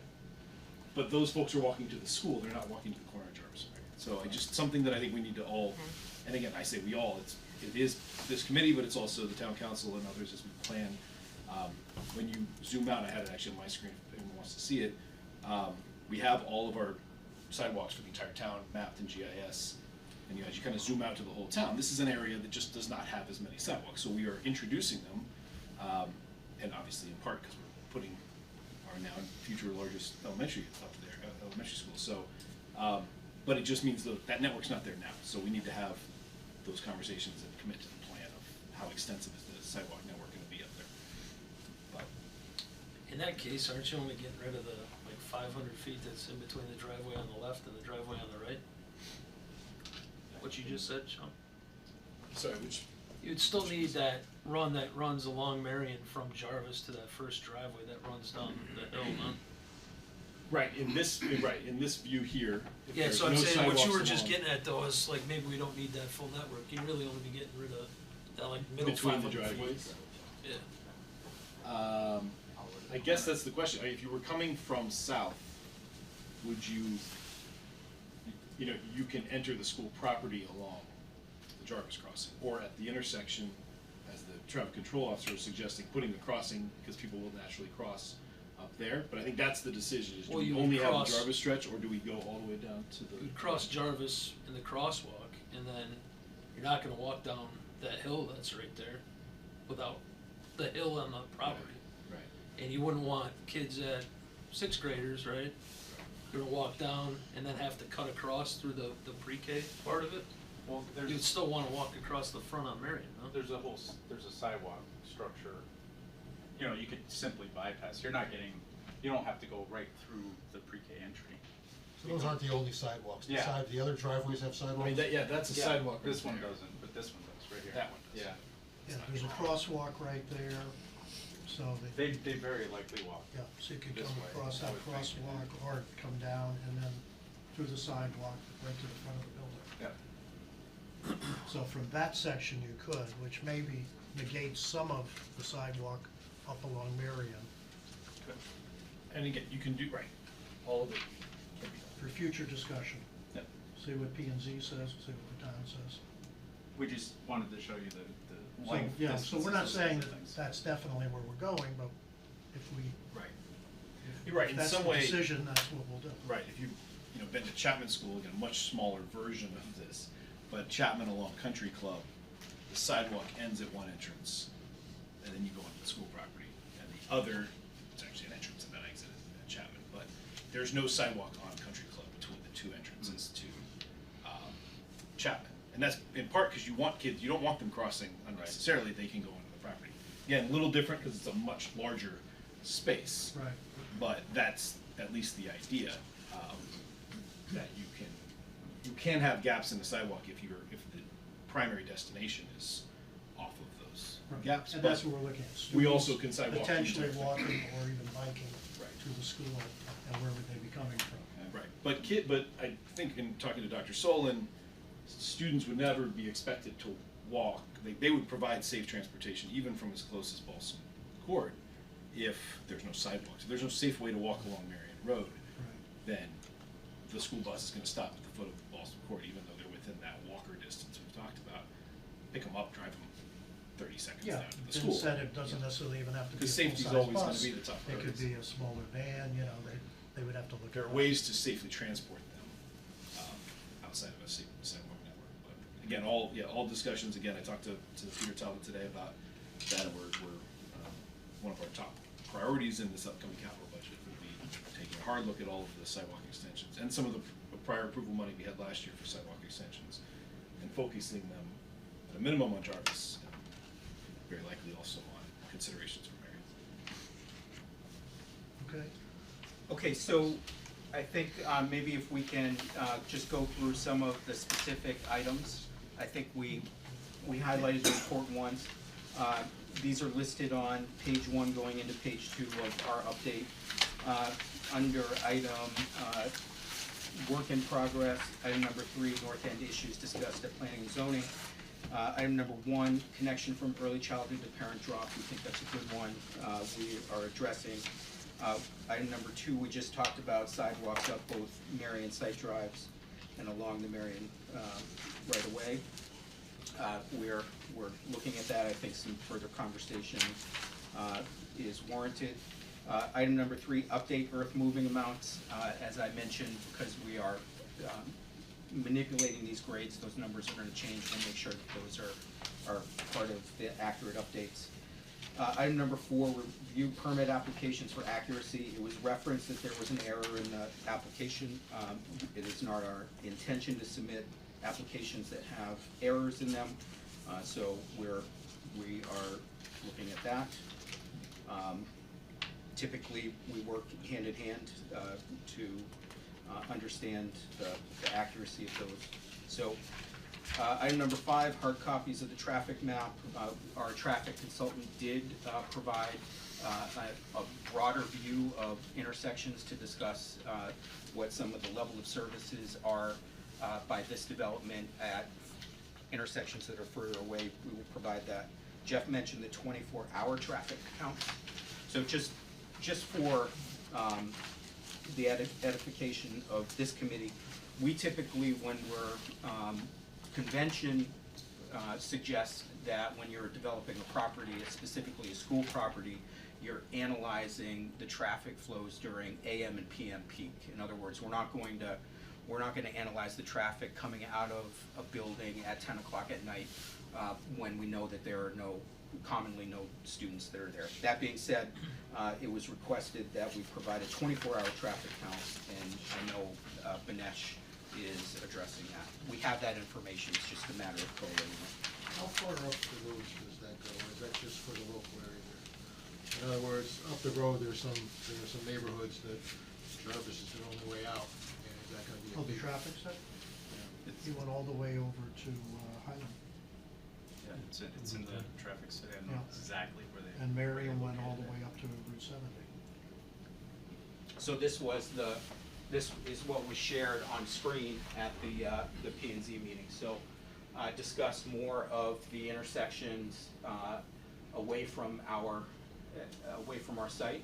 Here's our site, the Jarvis Street and Dundee Drive, Moss Farms Road, Marion Road at Huckins Road, Marion Road at this is our intersection, Marion Road and Notter Drive, and then down on Highland Avenue, where Jarvis Street connects. You will recall that there were some recommendations for the Norton traffic study that suggested some signaling durations be changed at an intersection further away from Norton. So that's part of, there's the potential that we could also modify those, but they were not significant enough to warrant providing them currently. And if I'm correct, what he reported was that every intersection presently on an A to F scale was an A or a B. Yeah. And that even after calculating the size of the school and all that sort of thing, it remained an A or a B. So, you know, we were in good shape and not recommending any major changes at any of the intersections. Right, he mentioned some signage, and I think he reviewed that with this committee. Yeah, I think some of the comments or concerns were how much traffic's coming out of the prison that might come up to Marion, or how much traffic is going into or coming out of the industrial area. Right. And whether any of that would be at the times when students are coming in or leaving. Okay, item number 8, the question about if we had the ability to lower Marion Road in order to help facilitate some of an easement of the grading. That's very tough to do because you're starting to impact other properties with that if you're lowering a grade. But that you've other- already taken care of a good part of that with the new design on the Yeah, I driveways. mean, I think the first step is to resolve it on our property. Yeah. As best we can. Item number 9, there was a question about, well, what if we simply flipped the early childhood to the north side of the building? We think programmatically this would be a challenge, and if we help facilitate that connection between the pre-kindergarten parking and the broader parking network as a whole, we've addressed that concern about a larger group. But also, as I mentioned, I think that was based on a concern that there were a lot more traffic coming into the preschool Yeah. than there actually is. Yeah. And the preschool principal is actually doing a count for us. How many parking spaces are at Darcy presently, how many cars come in at various times, so that we'll have that for the P and Z meeting. Okay, there was a question about expanding the width of Marion Road. The traffic engineer did discuss this at the meeting by saying that the current traffic analysis does not warrant the widening of the road to provide a turning lane at our property. We'll make sure that gets elaborated in a response. Similarly, there was a question about providing a speed table on Marion or Jarvis, well, frankly on Marion. Again, the traffic engineers suggest that is not necessarily warranted. Those things become noisy over time when you have trucks that are traveling at them. You know, you go over up, there's a boom. Those tend to be removed after a number of complaints. Plows below, right? Yeah. So the one item that I think everybody respects and understands that live in the neighborhood is that it's opposed to 25, the average speed is 42 miles an hour there. So signage, potentially some flashing school signs will help address that, but that's something that's going to be a known issue. Yeah, and it is everywhere, you know, I travel on a lot of 25-mile-an-hour posted spots. I walk on Sperry, which is near my house, and I often have to step onto the weeds because the cars are zooming around at 45, 50 miles an hour, so. And you said the average is 42? Yeah. Which means half of them are faster than 42? Yeah. Sorry, gotta get to meeting in time. I'm not saying I'm one of us. Not on camera, at least. On item 10, the suggestion was also to do a bypass instead of a left turn, which I think probably makes a little bit more sense. Yeah, we'll have the traffic engineer elaborate one way or another to describe it. Yep. Yeah, Dennis was at the meeting, by the way, I guess we didn't say that. Thanks. So again, we've itemized all these. The one thing that I hope we clarified that also came up in the meeting, there was a question about whether or not any person on the design team had investigated bypassing the Planning and Zoning Commission.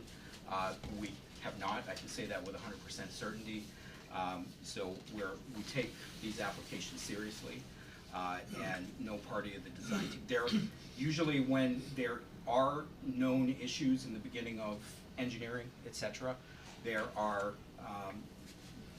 usually requests from the engineers about what appropriate avenues are to overcome those issues, whether or not they're engineering issues or potential variances.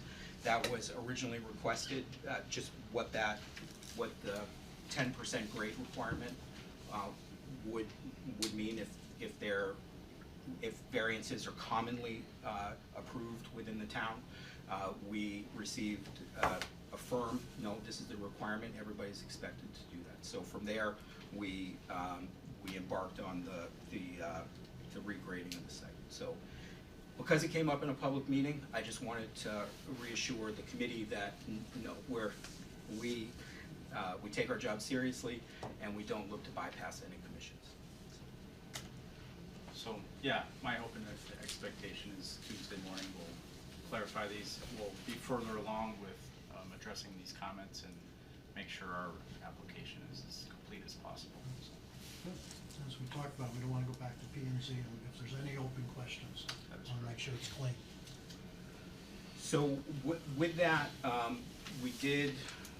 it was recommended and we agree, when we first started going through these schedules, the intention was to stagger the North End and Norton. The way that the North End application has gone, we have a condition where we would likely be overlapping public hearings between the North End and Norton. We think it is appropriate to delay the Norton application to at least the following meeting. So we have updated that. The town planner had suggested it as well. I think the commission had suggested it as well, you know, with the appetite of 2 significant projects on behalf of the town, making sure that we're having substantive discussions for each independently. So with that, we will likely be moving the Norton P&Z public hearing to the March 11th meeting. There's only one meeting in February, well, one public meeting in February. I think there's a working meeting that no applications will be heard for the second meeting in February. Any questions regarding North End P&Z?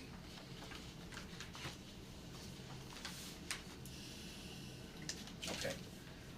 The WPCA hearing is tonight upstairs.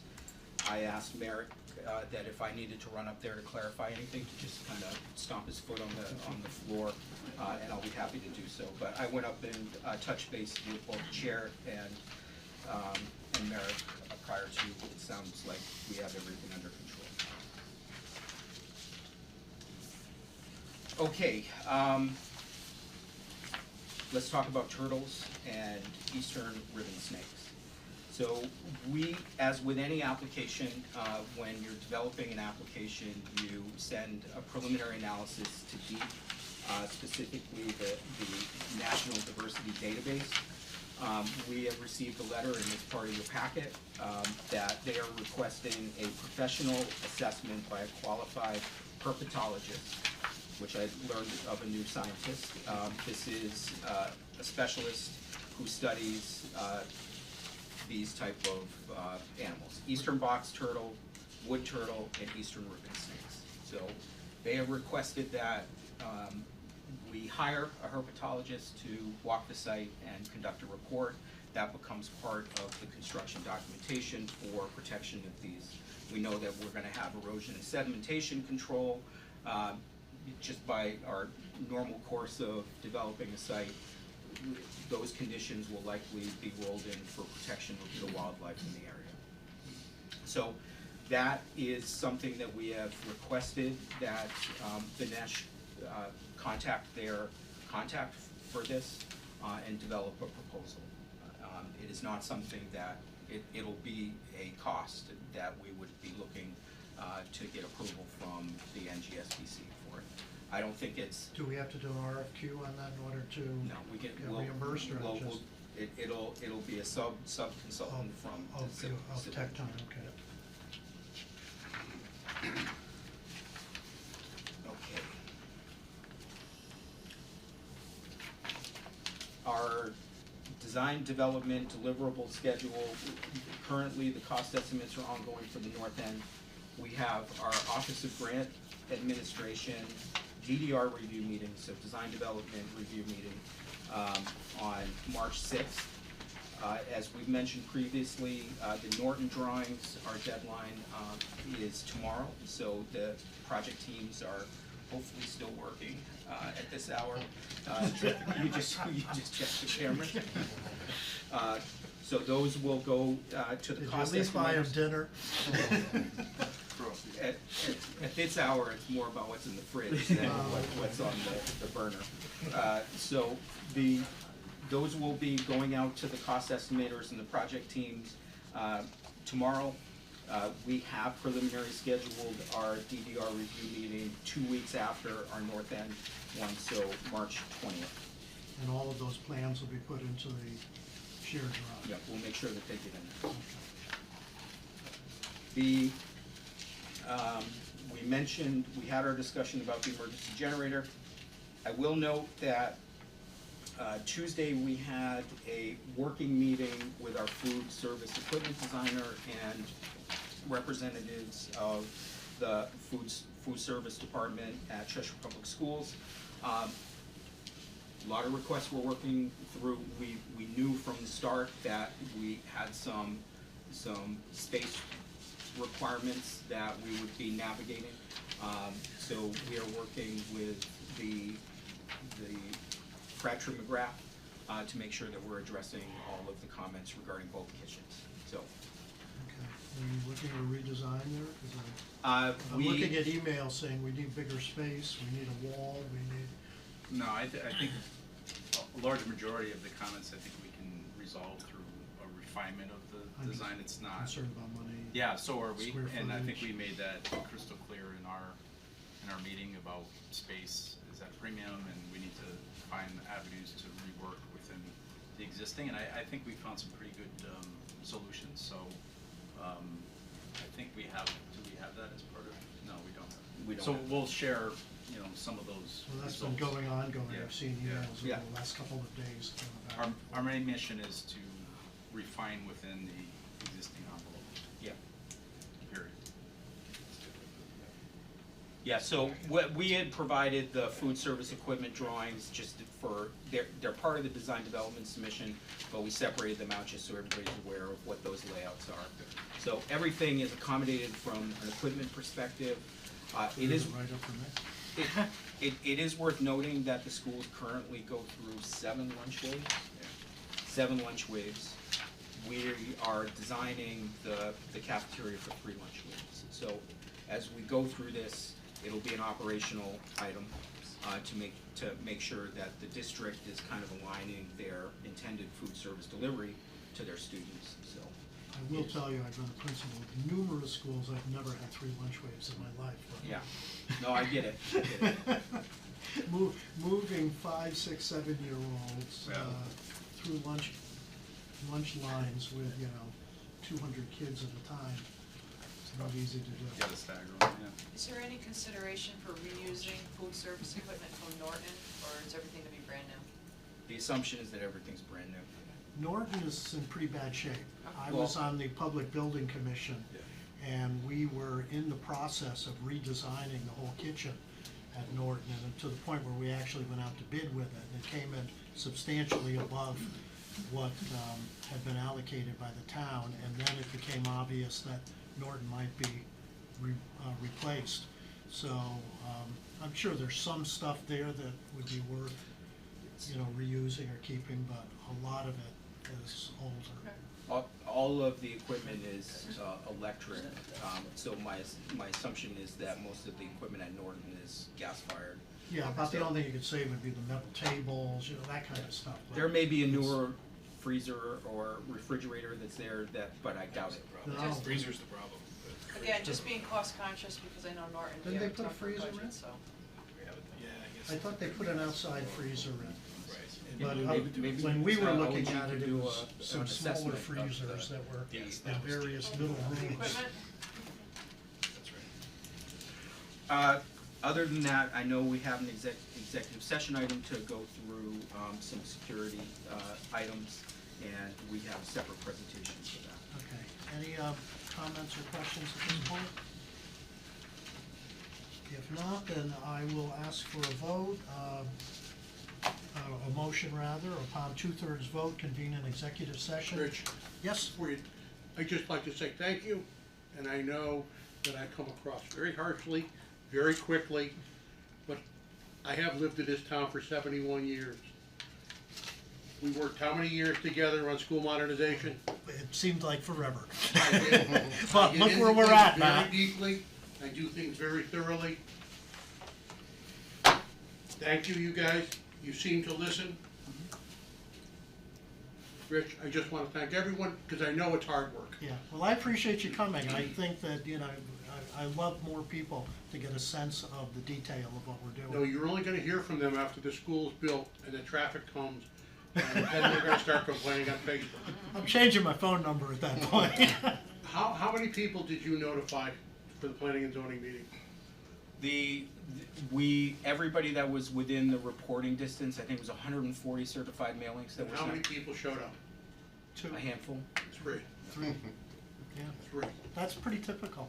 Well, that's why, as I said, Inland Wetlands said they wanted to do a hearing, for our application for Norton. I'll be curious to see how many people come to that. They're a little more organized. Yeah, I thought that we would see a lot more, like even at the marketplace, we had a couple people more concerned about the lighting and whether the lights would bother them, but, Don't haven't take gotten a those whole lot. turtles lightly. No, certainly not.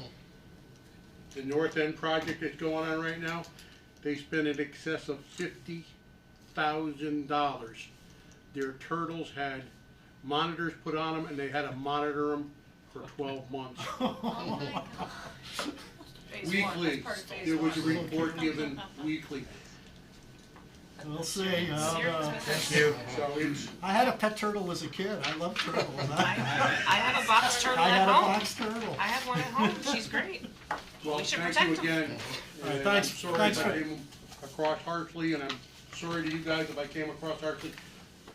Really, kids are number one in getting this project done. I fought so hard for this project, Oh, yeah. as you well know. Actually, the Norton was your suggestion. Nobody realized, well, I don't How know, much nobody, land but was in back a lot of of people Norton? didn't realize that the land got big in the back. And it was Matt who suggested, why don't we build a second school behind the present Norton school? When the A lot neighbors of start people on complaining, Hot Drive you're gonna and say, Farmington hey, Drive Matt would Bowman kill me for suggested that." that. Don't call me, call him. Good night, thank you. All right, thanks, Matt. Hey, Rich, before you go there, do we have room to talk about the elevators? if we can do it without a lot of time, because it's getting 9:00. So where are we at? We haven't changed anything on North. Norton has the relationship that you're looking for, but we haven't changed anything on North. Frankly, we were waiting for a response back from the school department as to what they'd We like got to see. a response back from the school department, you know, it's. So does it meet ADA? Where we show it meets code, yeah. I mean, we It have meets the. code, it doesn't meet ADA. By meeting well, code, it meets. Trick question. It meets ADA, yeah, No, it does not. ADA is not a code. ADA is a Justice It's Department. ANSI. Right. We're meeting the Connecticut State Building Code, Yeah. which references ANSI. ADA is an act, correct? It's Correct. an act. Yeah. So, But you can, ADA is an act that you can basically act upon on any building, anytime, anywhere, right. for anything, including operationally. So the request was to basically provide equity not only to students but also to staff who might need a wheelchair. Yep. And I don't think we've accomplished that. Okay. Well, I'm gonna come back to where we were last meeting, that is, if the committee as a whole wants to ask the architects to look into what it would entail to alter the design so that the elevator can serve the media center as well as the school. I'll make that motion. You can make that kind of a motion, and is there a second? What's the motion? The motion would be to ask the architects to look at a design change for the North End School to accommodate an elevator access within the media center, as well as the school. Can you just pull up what Can you you have? just remind, right I'm now? sorry, too, I Yeah, missed this one. This, you can't access it without? There's What's the an issue? elevator, you can see it here, Right. that serves the two floors. Pull it up a little bit. And Right, I see it. Can you zoom Yeah. in? so if you're coming from, let's say, a sixth grade classroom upstairs to go down to the gym, you come down the hallway, get in the elevator, go down. If you're going to the cafeteria, the same thing. If you're in the media center right now, and the media center is a two-floor facility, and jump in because No, that's fine. yeah, the media center is a two-floor facility. There's a stairway within the media center right now where you can move from one floor to the next. But if you were in a wheelchair or were handicapped, you would have to go out to the hallway, go in the elevator, go up, or if you're on the second floor, you know, go in the elevator and go down to get to the two floors of the media center.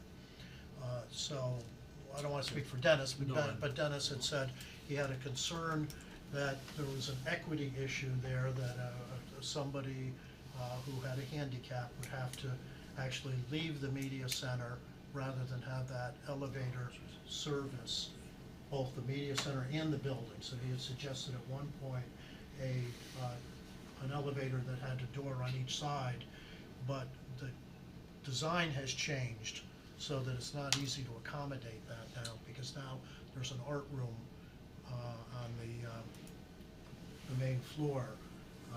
So the media center no longer has one space where you can go up and down. And the issue was resolved, and then it magically got unresolved to the committee. I'm not sure if it was magic. What happened was, towards the end, I think, of tail end of SD phase, we were trying to navigate some of the requests for the admin. So if you remember, we had partial admin over here, partial admin over here, and visual arts kind of tucked in this area here. And after, and correct me if I'm misrepresenting it, after several of the working committee meetings, the decision was made to move art to an exterior wall so that It wasn't at a committee meeting. it was out of one of the working meetings. Working, Yeah. yeah. Right, yeah, we have bi-weekly working committee meetings with the school staff Rich attends, and Superintendent Finn. So, There's been a lot of adjustments made Well, based yeah, on, based on that. yeah. I'm gonna bring up the other issue, though, that's also come up, and that is the principal's office and assistant principal's office, and nurse for that matter, have no exterior, windows now. They're interior spaces, which, you know, I know Dr. Solon feels is a concern, partially, you know, because these are 12-month positions, and, you know, that you have not only an interior, but also for security purposes, and you can't see out the front of the building. So that request was made last week. So the shuffle in this area is to put these two up front, pull this back a little bit, and shuffle some of the waiting and admin staff a little further back, so that the principal and assistant principal have, you know, direct windows to the exterior. The nurse area office is located here, and the intent there is to provide, you know, indirect glazing so that that person has, I thought the intent was, I wasn't at all these meetings, but I thought when we were talking about this, it was that you wanted the admin staff to be able to see out, so they could see people as they're walking up, and they could view the parking lot and such. Is so that- the admin staff can, Right now, but not when you. with the principal there. Yeah, if you put those two offices there, then you're dependent on one person. So is the principal in charge of the Sally Port now? No, we'd have to pull the Sally Port past the office, right, so they walk into the admin proper, yeah. That relationship wouldn't change, yeah. All right, so with that in mind, do we have a motion that's been made but not yet seconded? Do we have a second? Yeah, I'll second that. Yeah, to move, to do a second one, or to find a way to put the other? Find a way to make Yeah, it oh, look like yeah, it was I'm good with before. Yeah, I mean, we're not directing them to do it. We're No, just directing them propose to look it, yeah. into it and to come back to us saying, here's how it can or can't be done, or here's what it would entail to do that. Got it. I thought you were saying a second elevator. No.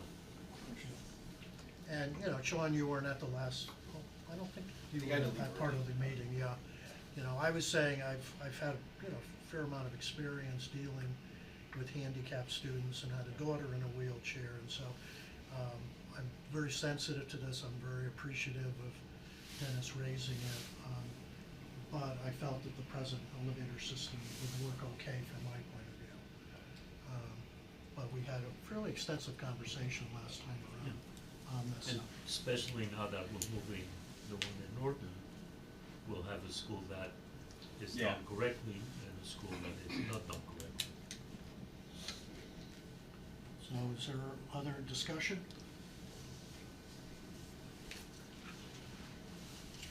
Seeing none, all those in favor? 1,